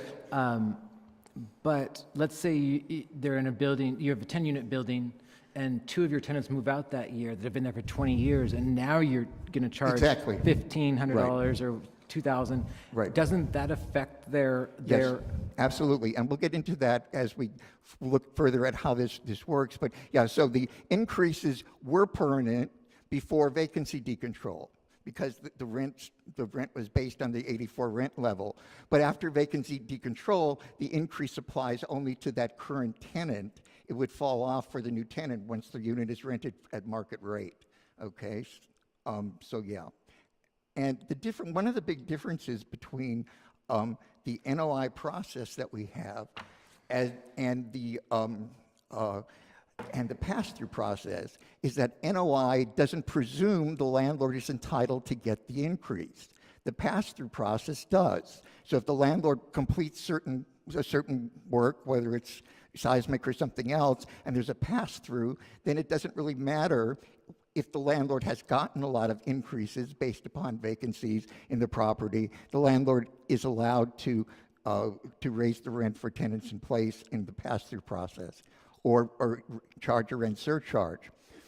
Another question that came up is how many NOI applications were filed, and in the history of the rent stabilization ordinance, 151 applications were filed. The number of applications filed after vacancy decontrol is 20, the most recent being one in 2014. The reduction can be attributed to essentially what Josh is talking about, and that is that when units turn over and the landlord is able to collect the market rent, that in turn raises the NOI in the property and makes them ineligible for an adjustment based upon this guaranteed fair return. Okay. But so I guess my question is then, if a property owner decides to go in for a hearing on the NOI establishment or determination today, it could be one answer. The numbers will work out one way. But if 2 tenants move out next year and the prices go up, do they get pulled back in for another hearing? No, or they wouldn't get pulled back. They wouldn't get pulled back in. Because the numbers have now changed. Right, I mean, they're right, substantially making more than the rate of return that. Right, but again, for any unit where the rent increase was ordered for that unit, I mean, that no longer would be in place once the unit turned over to a different tenant. I know, but the other tenants in the building would still be paying. The other tenants would still be paying. But let's take a look at the calculations and let's talk about the reality of how this is playing out. I mean, it's one thing to talk about this theoretically and to be concerned about, hardship in that, but let's take a look at the calculations. So what I did here is I took 4 properties whose owners had already filed for NOI hearings previously, which meant we had base year data. One was a 20-unit building, one was a 10-unit building, one was a 9-unit building, and one was a 19-unit building. So I took the 1983 NOI figures from the hearing decision itself, and that's for all 4 properties. This is what the hearing decision said was the 1983 base year, okay? Then in terms of calculating the current year income for each property, I went to the rent stabilization records and looked up which units had re-registrations, which tenancies had turned over, and I imputed all of the general adjustments, whether the tenant was in place long-term or whether the tenant just newly moved in. I added in all of the general adjustments to basically come up with what is a current year rent roll, a current year income, and that's based again on our records for all 4 properties. When it came to expenses, the question is, how do you estimate the current year expenses? So I took 3 approaches, deciding just to take a look and see how they would come out. The first one, which is the one in bold here, was based upon industry sources that state that in the Los Angeles housing market, the expenses tend to be 25 to 40% of the rent roll, okay? So I calculated 40% of the rent roll, that is the current rent roll for each of these, and those are the numbers in bold. I didn't feel comfortable tying the rent roll to the expenses because of the way the NOI process works, so I decided to look at a couple of other approaches. The second number takes the expenses, which like for property A is $30,632, and raises it by the 100% of the CPI, the entire CPI, from 1983 to present. And that was another way to, so it took the expenses that the landlord gave us for their base year and adjusted them for inflation and came up with the numbers that are just below the one in bold, the first numbers in parentheses. And that again is based upon the 83 expenses provided by the landlord. Because there might be a tendency for the landlord to underestimate those expenses, the current year expenses would be the ones that landlords may want to inflate in the hearing so that that would make them more likely to get a rent increase. So I took the current year expenses from each of the 4 applications, and I adjusted those upwards by the rise in the CPI 100% to get a current amount today. So the last number, the bottom number in parentheses, comes from the landlord's expenses for their current year in their application, whatever that was. And because the first one, 40%, came up to be the largest of the 3, I used that one, okay? And so I came up with a current year NOI on all 4 properties in that method. Next, I was looking at, and so that's the current year NOI without a seismic cost. Then now let's presume that these buildings have to do seismic work. So based upon 150 properties in the city of Los Angeles that have already undergone seismic retrofitting, the buildings are the costs are coming in for buildings with 4 to 6 units averaged $8,600 per unit. Buildings with 7 to 15 units averaged $6,600 per unit, and buildings with more than 15 units averaged $4,400 per unit. So I took those costs, multiplied them out, and that's the estimated seismic cost in the first line. But because we know retrofitting can differ from property to property, and because there can be problems unanticipated, I simply doubled those numbers. Why did I double them? For no reason other than to accommodate for very expensive seismic work.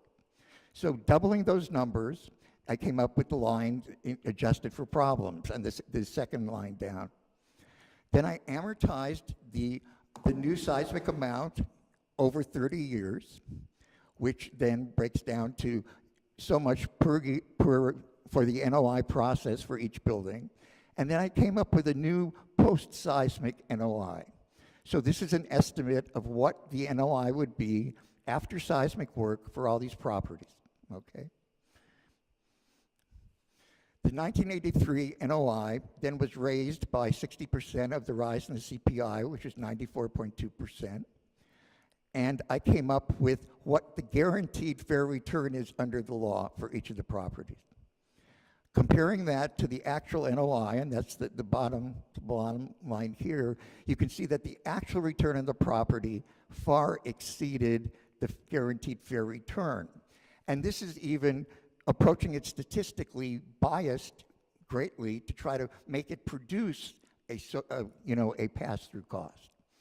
So based upon this, I think you can get a sense of how the city's current law might play out.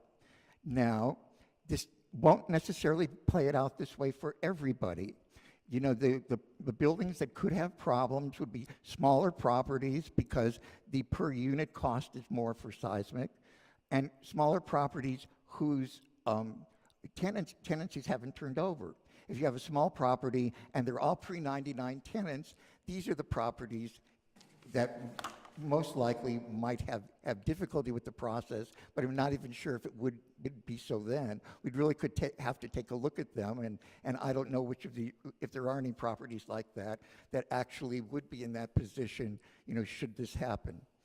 Now, issues that come up with keeping the law as it is the 1983 records. Now, while the department has records for approximately 100 owners who have filed for NOI hearings previously, there may be difficulty for other properties. We don't have those records, and the landlord may not have them.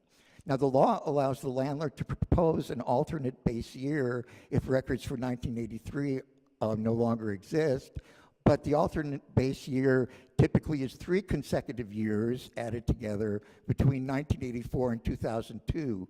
There hasn't been a precedent for us accepting any alternate base year information after 2002.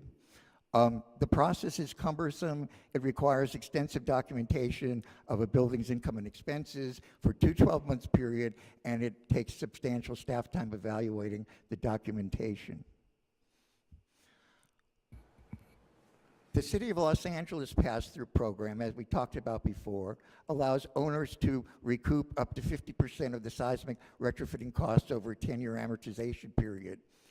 LA does have a cap of $38 per month. So if the seismic cost comes up to be more than $38 per month, the tenant's rent can only go up by $38 per month. What this also means is for tenants who stay in place that the amount of time they would be paying the additional $38 could be more than 10 years if they stay in place that long.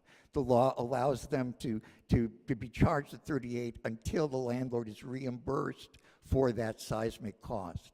By the same token, if a tenant moves out, the next tenant doesn't pay anything in terms of additional seismic cost. The landlord would get just whatever the market would, market rate for the unit, and they wouldn't get any additional seismic charge. Quick question. In the city of Los Angeles, if that tenant were to stay in place paying that $38, who would be responsible for saying, oh, Mr. Landlord, you have now been reimbursed, 15 years later, tenant still plays, you've been fully reimbursed, would be? Yeah, that's a good question. I don't know who would be keeping track of it for the city of LA.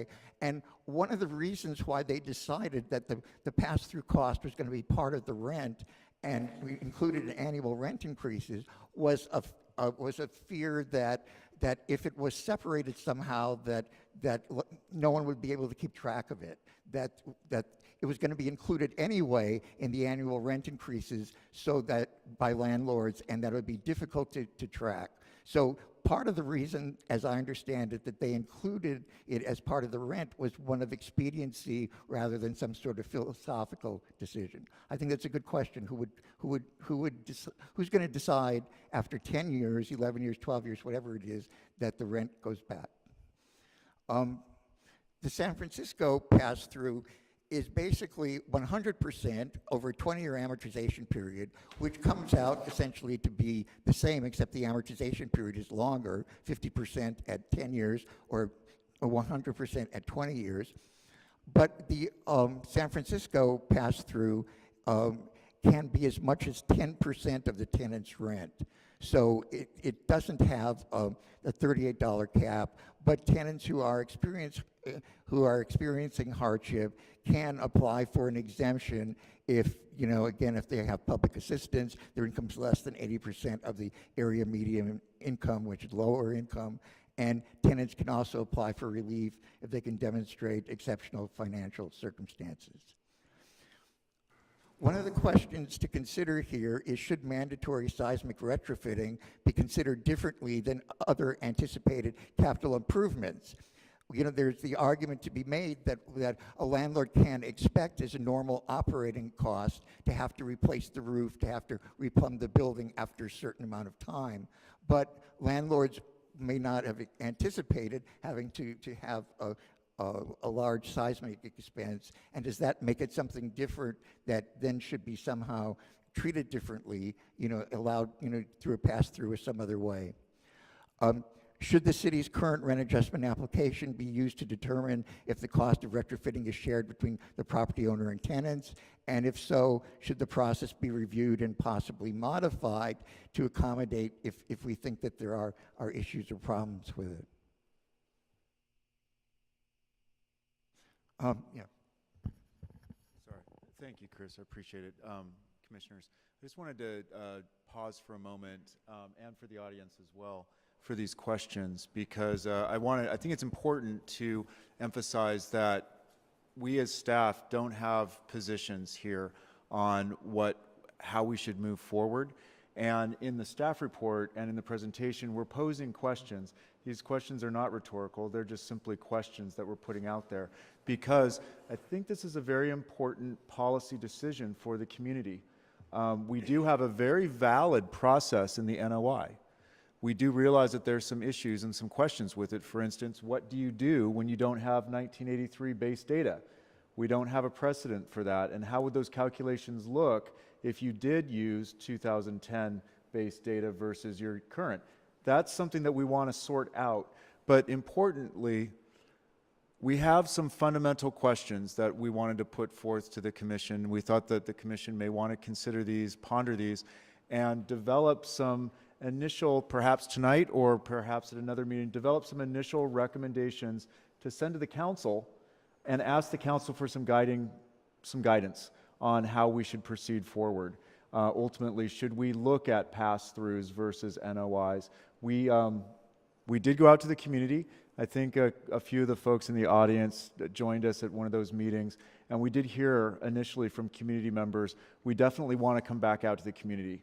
So the actions tonight and the discussion that the Commission may have will be an initial discussion. The intent here is to bring this to the Council and then to ask the Council for some guidance and then further analysis and research, and to direct that work back to the Commission and back to the community so that we could really develop something that's going to work for tenants and for landlords, really, because ultimately I think the end goal here is to maintain the rent-stabilized buildings in the city and to ensure that people can maintain their tenancies in those buildings, while also ensuring that through the RSO that the landlords can receive a fair return.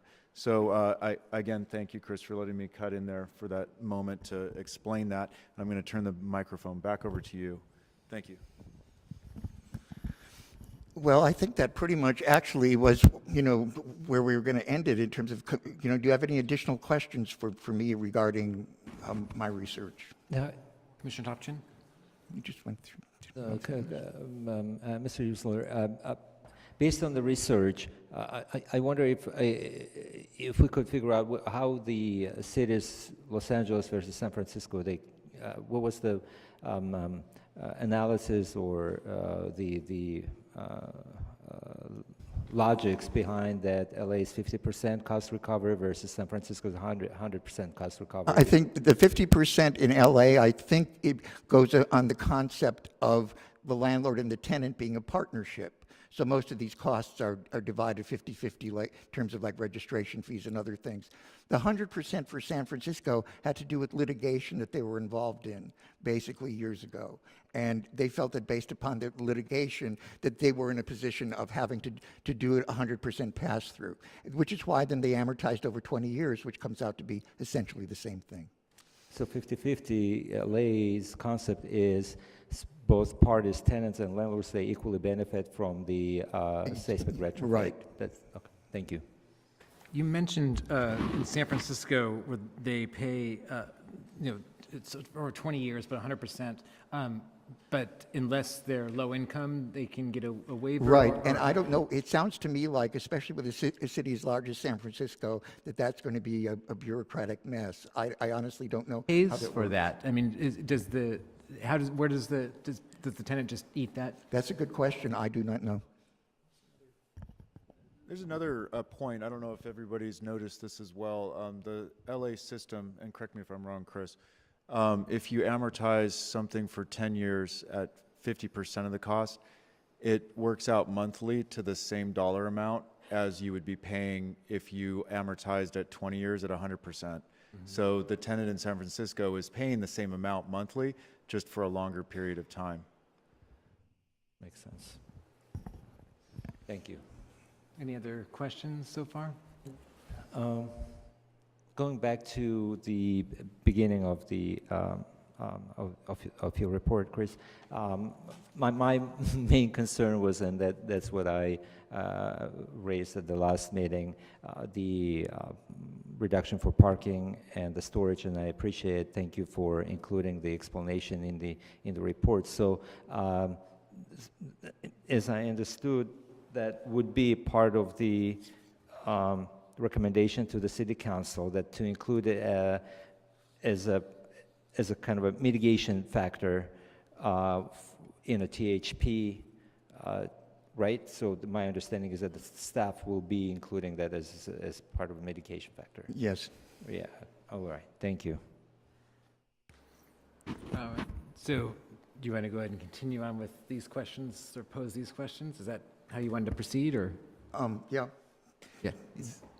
Are they just seeking our feedback tonight, or do you just want, is this a brainstorming session, or you just want to get each of our thoughts on Thanks. It's a these various questions? It's a good question. It's appropriate. So we put the questions in the staff report, the questions that are on the two slides, to sort of spur the conversation, spur the discussion. They're certainly not the only questions out there. They were questions that we thought, maybe, Chris, could you move up the first slide? Just back a slide there. Thanks. You know, for us, when staff was looking at this, that first question, for instance, became kind of a fundamental question that we saw that we wanted to pose to the community and to the commission, perhaps the council. It, for instance, is because the city is mandating this upgrade, the retrofit, should we in fact consider that differently than we consider, if you will, expected or voluntary upgrades, maintenance at the property? And so we're not on one side of that fence or the other, but we wanted to put that question out there and see how the community felt about that, because we thought that was valid. Ultimately, if the community feels that we should look at this differently, then we should go down that path.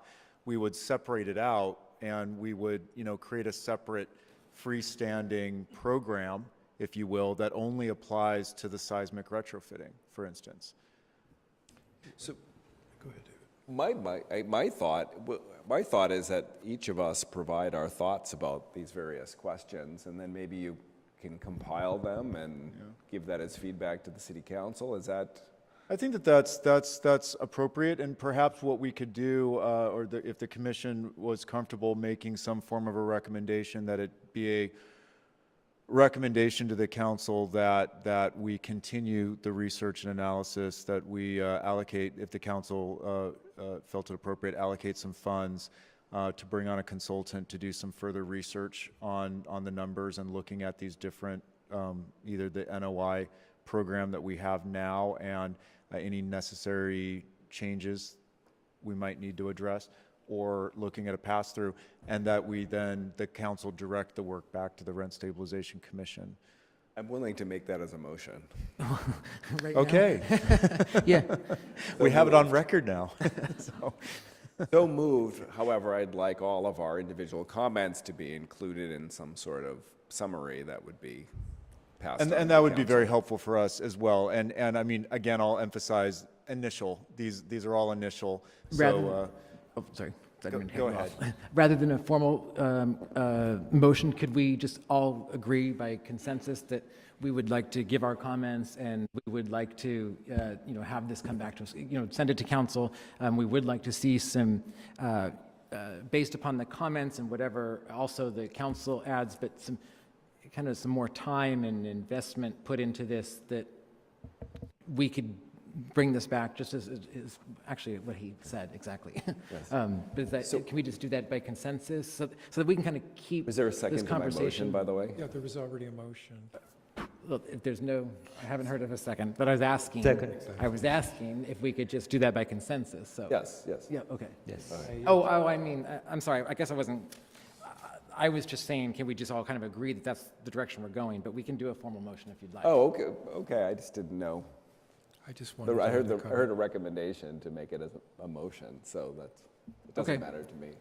I'm just seeing this as part of this is the beginning of a very broad discussion. I mean, if we wanted to go into minutia, I have lots of thoughts and comments. I want to, Chris, thank you for this presentation. This must have been an exhaustive process to bring this to us, but to me, this is just the beginning of a very broad discussion, and I don't feel the need for any specific comments to go to council, other than we want to continue this conversation, and council, would you charge it back to us for further discussion, and then at a later date we may crystallize it down to these are specific recommendations. But this is an extraordinary process which could fundamentally change a lot of what happens to our rent-stabilized housing. So I don't want to, for me at this point, to get it bogged down into the details, other than saying we really appreciate staff's bringing this information, especially what is non-ductile. I appreciate that.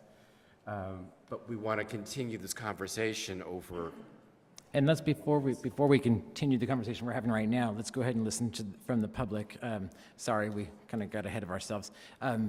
We'll start with Stephanie Harker, former commissioner.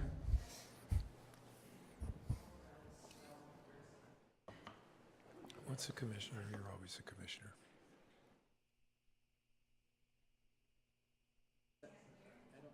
The microphone is on.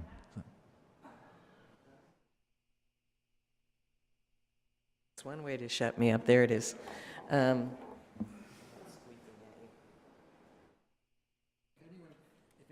like to make a public comment. The forum's up here. Stephanie Harker, City, West Hollywood. I attended one of Peter's community meetings about this, but my concern, above and beyond all of the numbers and the retrofitting itself, which of course is the safest and wisest thing to be doing, but it's what I gleaned from Peter's information is that this affects at this moment 700 structures. Is that right? About 700, Peter? About 700 structures, with the posts and the famous Northridge earthquake photo of the apartment pancake down onto the cars. But my real concern is the landlords are going to know about this because it's part of their business. It's 700 landlords, roughly, give or take, for multiple building ownings, but it's close to 7,000 tenants who will be affected by this. And I think every way possible, and my suggestion, Peter took a lot of suggestions at the meeting last week, was to have this become a full town hall about it, or something where the tenants actually know that their rent might go up anywhere from $38 to $50 a month. and the concerns regarding low income and seniors and disabled, how would that be treated? Who would pay for that, or would they be exempt? But again, when I posted it on Nextdoor and people told me they actually came to the one in Plummer Park because of that post, I called it, instead of seismic retrofitting pass-through, it's like, next. I called it possible WeHo rent increases, and that brought people out because for some people, $38 a month is 7 lattes. For other people, it's their electric bill. So if there's some way we can just get, and I know how hard it is for to do outreach and get people to actually show up, but if it actually affects their rent, then I think that they would be interested in it. Thank you. Thank you. Next, we have David Finkelstein.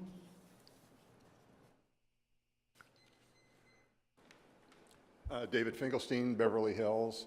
I am considered a legacy owner of a small apartment building in West Hollywood. I've been an owner, operator, manager of my own units for actually going on 50 years. And I have abided by all of the rules of rent stabilization. I was actually here before we had a rent stabilization.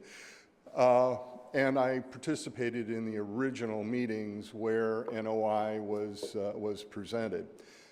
I brought a copy of the application. It is, for a small owner-operator, impossible to do. And when I asked the question of how many NOI applications there have been, I believe that there are really haven't been any for capital improvements in a very long time, and for a small operator, very complicated. One other item that I would like to bring to your attention, again, I attended other meetings. August 15th of 2016, the City Council considered a potential ballot initiative to increase city tax revenues to generate funding for seismic retrofits and other program projects. I'm giving you a copy of this, which I hope will be circulated to all of you, because it really addresses the issue of thinking outside the box and helping the tenants as well as owners like me to deal with having to write a major check. The $38 a month, I did the calculations, and it doesn't come to 50% at the moment, particularly when you take into account 6% interest. And the use of 30-year amortization is, I cannot get a 30-year loan to do a capital, what would amount to a capital improvement. 10 years is probably what the most reasonable, but you have to take into account I took $100,000, amortized it over the 10 years, and it came out to $176,000. So the longer you... Yeah, I understand. Thank you very much for your comments. Thank you. Do we have any other public speakers this time? Not this time. Nope. Okay. We will go ahead and go back to our comments.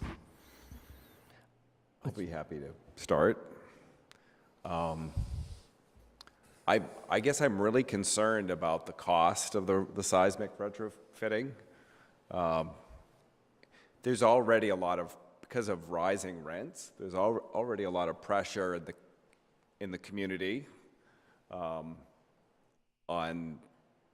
resulting in properties being LS'd.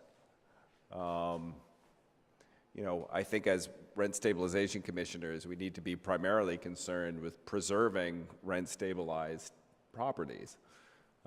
We don't want to see any of these buildings simply get LS'd and torn down because the cost of the seismic retrofit is so great and the landlord can't recover those costs.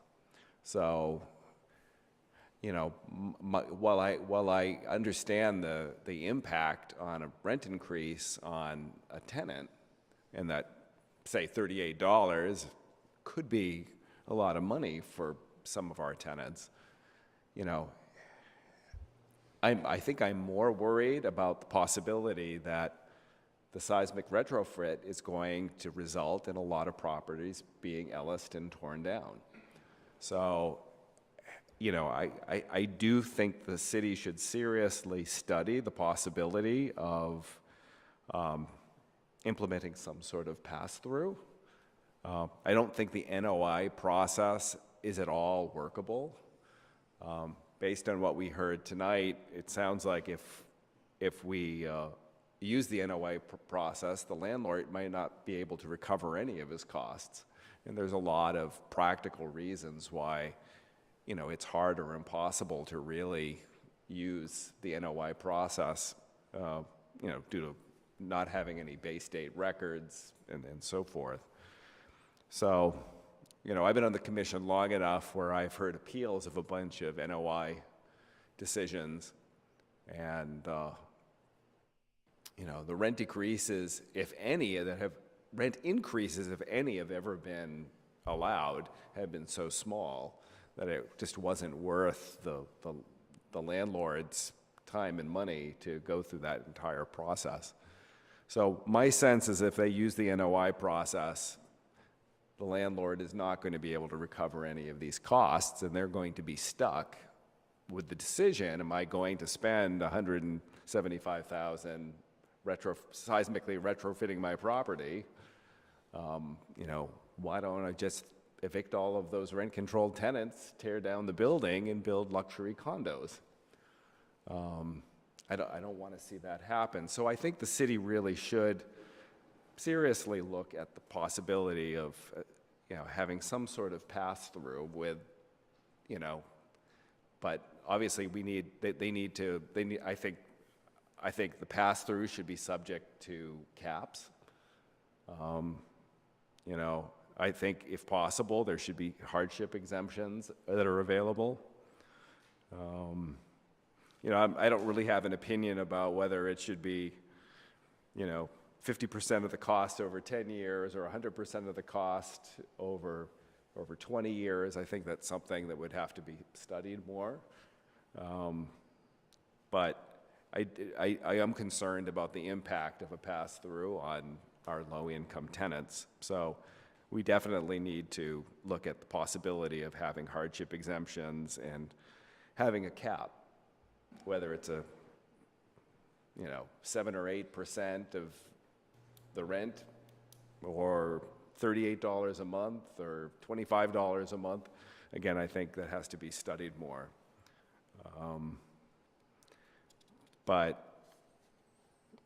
So those are my thoughts, and I think the takeaway from my thoughts are, you know, if the law is going to impose all of these costs on landlords, these are different than typical capital improvements. You know, these are real major expenses that are being required by law. And it's good that they're required by law because we need to keep our community safe. If there's an earthquake, we don't want these buildings collapsing. So, but I do think they are different. This is different than a typical capital improvement. And the costs are so enormous that, I think they should seriously study the possibility of having some sort of pass-through with sufficient protections to prevent excessive rent increases on rent-controlled tenants. Thank you. Go ahead. There's so much information here to study, and you know, I feel I need more time to really look at it more carefully and to study it more carefully. I wish this is something that would have been presented to us months before, so that maybe we would be better prepared. But I think that's what we're all going to. I mean, this isn't going away. We're going to keep talking about this.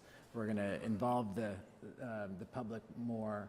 I think Peter and other staff members are wanting just right now to kind of initial thoughts, any feelings. So they can kind of put something together to kind of update the council, and then hopefully council will still allow it to come back to us so that we Well, can my continue working on it even next biggest month. concern, of course, are the low-income tenants. And I'm worried about that. We've worked so hard and fought so hard to maintain a rent-stabilized city. And I think this definitely will change the dynamics. That's all I really have to say at this time. Thank you. One of you like to start? Yes, Chair, thank you. I just want to say that I agreed with most of what Commissioner Gregoire have said, and these are very serious concerns, and if this ordinance, if this law passes, and that's going to be a very significant impact to the community, to the tenants and landlords as well. But it's going to be an extraordinary, I think, ordinance, historic ordinance for the city of West Hollywood. So I have a couple of concerns, of course, and again, whether it's a 50% cost recovery versus 100% cost recovery, 10 years versus 20 years, and Manager Noonan explained that the return is the same. The cost recovery amount is the same. So I'm not really in favor of one or the other way, because obviously it has to be studied and researched, and that would be recommended. But my concern is how the tenants will take this additional surcharges. And I want to clarify, Chris, if I'm correct, saying it's a surcharge, or the owner can impose a rent increase? Well, it could be either one. It seems to me there's more logic to it being a surcharge, but it could be either one.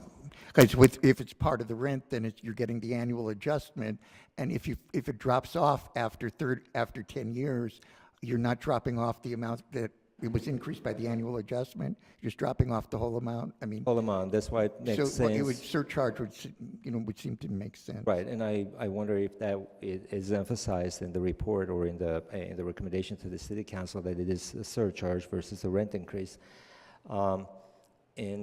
Yes, it's whether it's a $38, $40, $50. It's not up to us to decide, but whatever it is, it's going to have an impact on the low-income, fixed-income tenants, tenants who are NSSI receiving $700, I don't know, $50, and let's say a long-term tenant who pays $600 rent, and now there will be another $40 or $50 surcharge. I don't know how this is going to really impact the community, the tenants. It's going to be enormous, I can tell that. And again, echoing what said by Commissioner Gregoire and the speakers, maybe there's a mechanism that the city can use, whether it's I don't know, a waiver or exemption or something for those tenants who really in need of that type of help. I think that would be very important to consider. Also, the landlords who cannot afford this type of expensive program, and that's also has to be kind of considered what mechanism, what kind of help or assistance the city can provide to the landlords who cannot, simply mom and pop properties that cannot really afford this type of expenses to easily pay for, although there would be some cost recovery in 10 or 20 years. So these are my main concerns, of course, and I know that everybody else is also thinking pretty much the same way. And the last thing I wanted to mention, and I appreciate that staff included that, my other concern was about the reduction of housing services as a result of this work, which is the parking and storage. I think that's significant would be if a tenant loses the parking space and will not be able to use it for a month, or I don't know how long it will take the seismic retrofit. So I'm glad staff included that, and I appreciate that. It's very important for the community to know that that is also will be considered as part of a mitigation factor to compensate or to provide compensate for the possible reduced parking or storage services. So these are my comments, and I want to hear from the other commissioners, of course. Thank you. Does the commission, would the commission mind if we took one more public comment before we continue on? Not for this item? Okay. Well, yeah, benefit of speaking later is most of everything I was going to say has been said. I agree with Commissioner Gregoire and Commissioner Topshian, where I think in big picture that we're trying to preserve rent-stabilized housing on both sides from an earthquake, but also from it being Ellis. So I do think in exploring pass-through does help show our landlords and our owners that we're not just imposing something on them and kind of forcing these rent-stabilized units off the market. I also am more in favor of a surcharge versus a permanent rent increase, and I also am in favor of some type of a hardship exemption. Thank you. So the NOI, I think, ought to just come off the table. I've been a landlord for 17 years, and if I had to apply for this, there's no way I could prove it up. After 7 years, I shred my old files, and there's not enough historical data at the city, so it'd be impossible to prove up expenses over a 3-year period from that long ago. I think there should be some kind of a pass-through. I think that landlords and tenants should kind of be a joint venture on this. I want to echo my fellow commissioners' comments that this is about safety as much as it is about preserving housing, because I can see a owner of a 6-unit property going, geez, I'm facing an $85,000 bill to retrofit my building. For raw land value, I can get $2.5 million for my property. I'll take the money and run, let it get Ellised out. I can see that being a very real thing happening in the city of West Hollywood. And even though we try and do our best to, build affordable housing through the trust and through inclusionary housing, we'd never be able to replace that many units. And I think as far as a hardship exemption, I think if we do a partnership between landlords and tenants, that everyone should have a buy-in at a certain level, even if somebody is on SSI or very limited income, if they're $1 a month, so they say, I am contributing towards this cost, even though I'm paying substantially less what the rest tenants are, I'm still being a part of this process. So again, this is part of a very broad discussion. I'm a little horrified at what some of our sister cities have done. I think we can learn from their debacles and fine-tune it with city council and something that might work for our residents and our property owners. I've agreed with everything that's been said. Starting specifically with, should mandatory seismic retrofitting be considered different than other capital improvements? I definitely agree that they should be. Originally, I think I mentioned this at another meeting, originally when the city of LA was discussing this, I immediately was of the opinion that this is an improvement to the property that is going to stay with the property and is going to it's going to add value to the property and stay with the landlord. The tenants get nothing out of this other than simply security or safety during an earthquake, which should already be provided to them. But I've since learned that that's not exactly correct, that there isn't a whole lot of value that's added to the property necessarily in terms of a sell price by having a retrofit, as opposed to putting a new roof on or some other capital improvement. So I do understand why there is even the discussion of having tenants pay for this. The rent adjustment, I don't know if we stay with the current process or not, but if we do, I think the answer is definitely yes, that we should review it and modify it. We've heard firsthand tonight, gentlemen who talked about the application process. I think the numbers show that that the process probably just doesn't work for landlords. We've heard from fellow commissioners that have been here during those processes and kind of felt the same, that it just wasn't kind of worth it, even if they went through the whole process. It wasn't much of an increase. So if we did, we would definitely need to revamp and review what we currently do. I also question, though, whether the process itself even works with, or is going to work with the fact that we have to go back clear to 1983, and that the data just isn't there in many cases. I would like to see, if possible,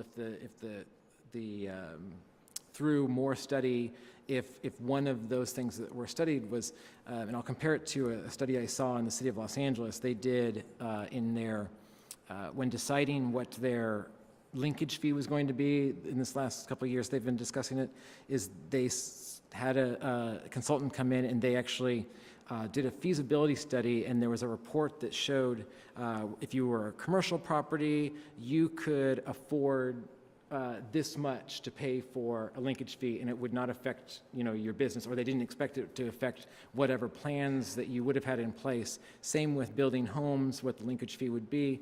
And then they took that number and it kind of gave them a figure of what their wiggle room to associate, to define a price for what the linkage fee would be. And the reason I'm talking about that tonight is because, it's been expressed by several, but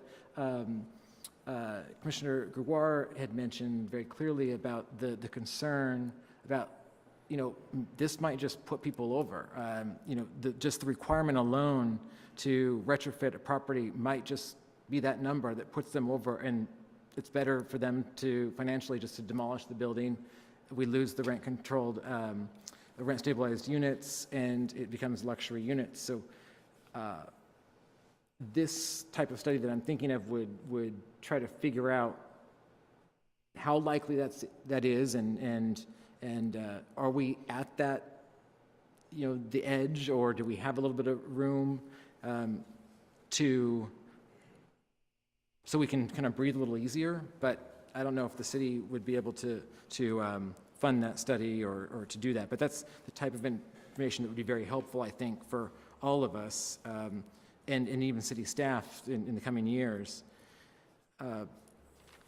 And just major concern, I agree, is how, whatever approach we go, concern for low income or folks on fixed income. It doesn't even have to be low income, it's just fixed income. And we have stabilized apartments that sometimes aren't necessarily very affordable to folks. They're paying higher amounts, but they are stabilized, and so someone making a higher amount that maybe not qualify for low income is still in an apartment that they can afford, and it's stabilized, so they know what their rents are going to be over the years. We always talk about low income and stuff like that, but really it's fixed income, and making sure that those folks can stay where they are. So I'd like to just maybe, if the council could think beyond just the definition of low income and allowing those folks to have a break, but really look at the whole picture of what their income is compared to what they're paying in rent, and look at that ratio to determine whether a hardship exemption should exist. But basically, I'm in line with everybody else that's mentioned that. And then at the end of the day, our primary goal is to protect the units. That by protecting the units, we're protecting the tenants, and we want to do that by implementing and making sure that landlords do the construction work necessary, the upgrades. But we also want to protect them in the sense that we don't want those upgrades to be so expensive that we lose the unit completely. So is that balance. I know the council understands that balance, but I guess I'm in agreement that if we could send this, give council our thoughts and, kind of the direction that we're going. We haven't quite made any clear decisions on recommendations on what we should do, but if they have any parameters they'd like us to focus in on, if they have any strong feelings, and could send it back to us and keep this dialogue open and go back out to the community. Commissioner Harker mentioned, that the way she worded it in next door, that it had one way of wording it brought one response, and then a different way of wording it brought a different response. Maybe if we could in the future look at ways to, I don't like the word scare people, but just, yeah, make it just, Well, it's a real word. yeah, yeah. But, so those are my thoughts. Do you want to add a public comment on this? Quick question for Yeah. staff. One thing I just forgot. Do you know if the earthquake retrofitting includes, one of my topics I've harked on before, automatic earthquake gas shutoff valves as part of that process? You know, I'll find out. Yeah. Thank you. And I guess one other thing thank you for mentioning that. The other thing that I wanted to mention was, it's so hard to talk about this too, because I have no idea how much a retrofit costs for a certain building. I mean, so I know what a 4-unit building looks like, I know what a 16-unit looks like, but how much, and I don't know if we even know that yet, probably TBD, but if we knew how much we were talking about, and then if the city could, through the, I think there's a county program that can sometimes help finance things like this, but if we can expand either on those programs, if the city has authority to do things like that, or just be a resource for property owners to look beyond maybe what we all know exists, but any other programs that can be helpful to finance these projects. Anything that we can do to reduce that 50% that we keep talking about, we haven't decided on, but we keep talking about the 50% for landlords, 50% for tenants. I'd like to see the tenant side still reduced, even if they do have to pay something. But I'm still open to, as this dialogue continues. So we will, Yola, you'll come and give us comments to bring it all together. Yola Dore, West Hollywood, speaking for myself tonight. First of all, I really enjoyed your comments and Chris's presentation. I find it to be a very enlightening process. I urge you, however, to take it very slow and very measured. I like the comment that your previous commissioner, Stephanie Harker, made about having a town hall meeting, at which time I believe you should notice the senior advisory board, or as many seniors as possible, the disabled advisory board, and disabled persons living throughout the city that will be severely affected, and I emphasize severely affected by anything like this, where they possibly have to move out or not have services. I can tell you personally, because I've experienced things like this, that they have a devastating impact on your life. So that being said, as Commissioner Gregoire mentioned, I would hate to see the rent-stabilized units go outside and someone sell the property and just say, well, you know, that's far more beneficial to me. I don't want to have to go through all of this. Be gone. We don't want that. We have tight rules here. We're known for it. We're known to be progressive. Let's stay progressive. Let's work together on this, as we always do as a community, as this wonderful staff, and please go slow. Please take that part to council, because we really need help. The landlords do too. Thank you. Thank you. Do we have any other further comments on this item? No? Are you okay with what we've given you so far? We are okay with what you've given us so far. And my understanding is that you would also like me to use the words that I used for your recommendation forward. Exactly. Great. Yeah. We are good. So Thank do you. we want to file and report this? Do we need to file and report, or what? I don't. No, if it's acceptable for the commission, what we'll do is we'll go ahead and we'll write up that staff report update for the council. We'll use the essentially my language that I provided as the recommendation. We'll provide summaries of your concerns that you've raised. We'll also include the questions that you saw, so that the council also sees those same questions. We may refine a couple other questions if in fact the commission after some gives it more thought, has other questions that we should include. I guess, can we add that can we add this to our next agenda after, when's our next meeting? It's going to be April 12th. Okay. Yeah. Can we bring this item back on April 12th to get an update on what comments the council had said? And yes. Hopefully they'll let us talk about it more. Yeah, you have one appeal that evening, so I think that's great. We actually might be able to, the commission potentially could spend a little more time that night.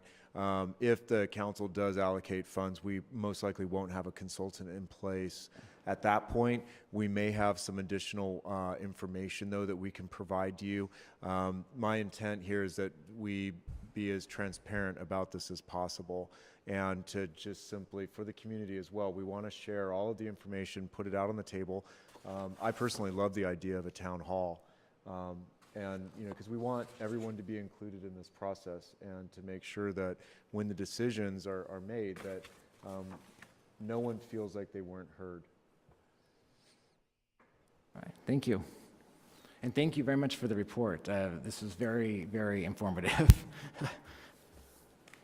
We're still digesting it. It was so informative. All right, I've lost my agenda. So I think we were on... Is it commission or staff? I always forget. Oh, ad hoc committee. The ad hoc committee update. This is on the SCEP routine inspection. How's Routine that? inspection. So Commissioner Maggi and I met one more time. We have sort of drafted an initial suggestion to council. We're working on tightening up the supporting documentation that will accompany that, and I think we'll probably bring it back maybe as an agendized item late April, but don't need to agenda it quite yet. Thank you. Will you set up a new date for us to meet? The three of us can discuss that after the meeting. All right. So now we'll move to, you put it away. We'll move to commission comments or staff comments. I always forget. Sorry. Commission and staff. With public comment, commission. Do we don't have any further commission comments or public comments, do we? No. Okay. Commission comments. Who'd like to begin? I can begin. First I want to thank staff, Chris, for this very informative, very well-prepared report, and for the calculations you did. I mean, I can't even imagine how you came up with these numbers, and thank you. It was very interesting for us to see that the staff responded to pretty much all the questions that we had at the last meeting. And I really enjoyed this, the community's participation in tonight's discussion, particularly regarding the seismic retrofit, because we all take very seriously, and it's going to have enormous impact. And I agree with the speaker regarding the disabled people and people on fixed income and low income, how that's going to impact their life. It's just going to be really extraordinary for them, and we'll see, and we're going to take it slow, and hopefully there will be a right decision made. Thank you. And I echo the same. I just thank staff. Thank you, Mr. Usler, for your presentation. Just because there's so much we don't know, to have numbers and to have something concrete to guide us was wonderful. And thank you, fellow commissioners, and thank you to the public for your comments as well. This was certainly a meeting where I think a lot of us walked in not knowing how we felt about certain things, and we needed to exchange dialogue, and all of it was really productive tonight.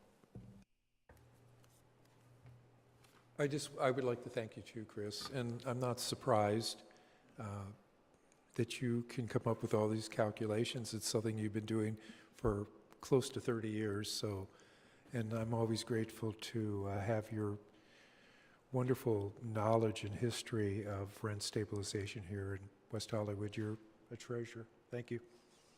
And you can come and use my washer and dryer if you want. All right. So I do thank staff. Thank you, Chris. And I also thank the members of the public who showed up tonight, and our liaison from one of our brother or sister commissions. And this is a difficult issue that the city is about to face. It's going to be very controversial, and we have a very active community, and I think with all the public input the city council is eventually going to get on it, they'll make a good decision for the community. So. No comments? I just have a couple things. I want to, first of all, thank staff and thank everyone who showed up tonight and showed up at the community meetings. And I hope you'll continue to come back to other community meetings as we have them. I think town hall, and I think we all think a town hall is wonderful, but town halls are only great if everyone shows up. So we'll do our part, I think, probably by doing a town hall, but you got to do your part by attending. I wanted to share with my fellow commissioners, and I have an extra one that members of the audience can look at as well. But these are, it says, we are Santa Monica, a practical toolkit about homelessness. It's a small little pamphlet that the city of Santa Monica has put together. You know, as we've seen an increase in homelessness across LA County and across Southern California and the state. You know, we have, you know, communities that have been very, very open and trying to help resolve and be understanding about the issues of homelessness to try to help people rather than just call the police and throw them in jail. But government entities are also understanding that this is a long process and that people are getting very worn out, and in their communities they're facing these challenges day in and day out. And so they put together this little kit that explains what the city is doing, provides a page on what an individual can do in the community if they see a homeless person on a regular basis, that they seem to need medical care or some sort of other care, and just other resources. And I thought it was a really well put together booklet. They were also handed out at the West Side City's Council of Governments today. So I know Councilmember Meister, Councilmember Meister and city staff received copies there today. But these are, I just thought I'd bring them for an example of what one other city is doing, and if we could hopefully encourage our council to do something like this. Okay. Extra? Yeah. And then the other thing I just wanted to mention was my office, I work for Assemblymember Richard Bloom, and we are hosting a Senior Scam Stopper event on Friday, March 23rd, 2018, from 9 to 11 a.m. in Hollywood. We're going to be sending out emails, and so if you're on our email list through our office, you'll get them. We'll also have it on our website starting on Monday. But this is a Senior Scam Stopper event is where we bring in the State Contractors Licensing Board, and they come down and do a panel discussion on current scams that are going on. The reason we focus it around seniors is not because we think seniors don't know how to prevent themselves from becoming a victim of scam, but it's because in this country, seniors hold most of the country's wealth, I think like 80%, although they make up about 20% of the population. And so they are the #1 target for these scammers, and they're constantly changing their approach, whether it's face-to-face, through the mail, on the phone, email. So we just want to keep everyone up to date on it. Anyone, any age can come to this, and more information can be found at the Assemblymember Richard Bloom's website. And I think that's all I have. I appreciate everyone continuing on without me tonight, and sorry I was late. And that's it. I guess if there's more comments, we will adjourn. No, staff. Sorry about that. I have a couple. First, though, Chris, do you have any additional comments? Okay. Great report. I think thank you. I think I echo those sentiments of the commission. Chris did a great presentation, a great report. So I will provide you with our homelessness pamphlets and handouts that Corey Plank has been putting together for us, 'cause we have some pretty stellar ones as well here in West Hollywood. And on that note, just so the commission's aware, at the last budget update, the homelessness initiative that was in the city manager's office was moved to the Human Services and Rent Stabilization Department as a new division called the Human Services Division. There is a position title, a manager, that's being developed for that position, but the structural changes within the department that are now in rent stabilization and in the Human Services and Rent Stabilization Department are social services, rent stabilization and housing, and human services. We used to have recreation in our division, and that division has now been moved over to the, I think it's facilities and another part of that title. But ultimately, they've been moved out of this department and into the department that has public works, facilities, and development. Last item, a little more relative to the discussions tonight and addressing some of the chair's comments and thoughts on developing other means for property owners to pay for costs associated with seismic.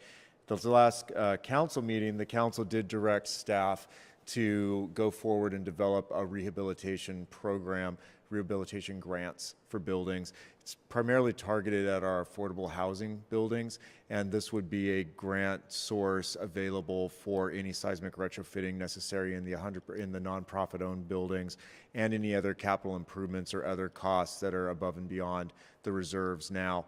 Part of that program, however, will be to also look at a way of allowing rent-stabilized owners to participate in the grants in exchange for some level of affordability at their property.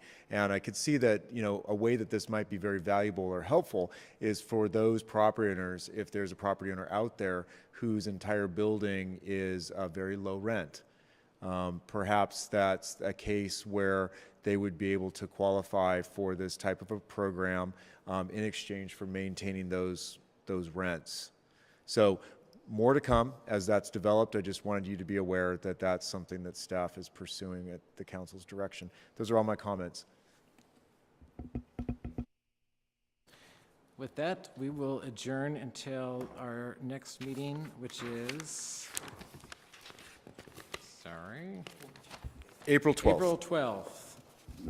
Thank you.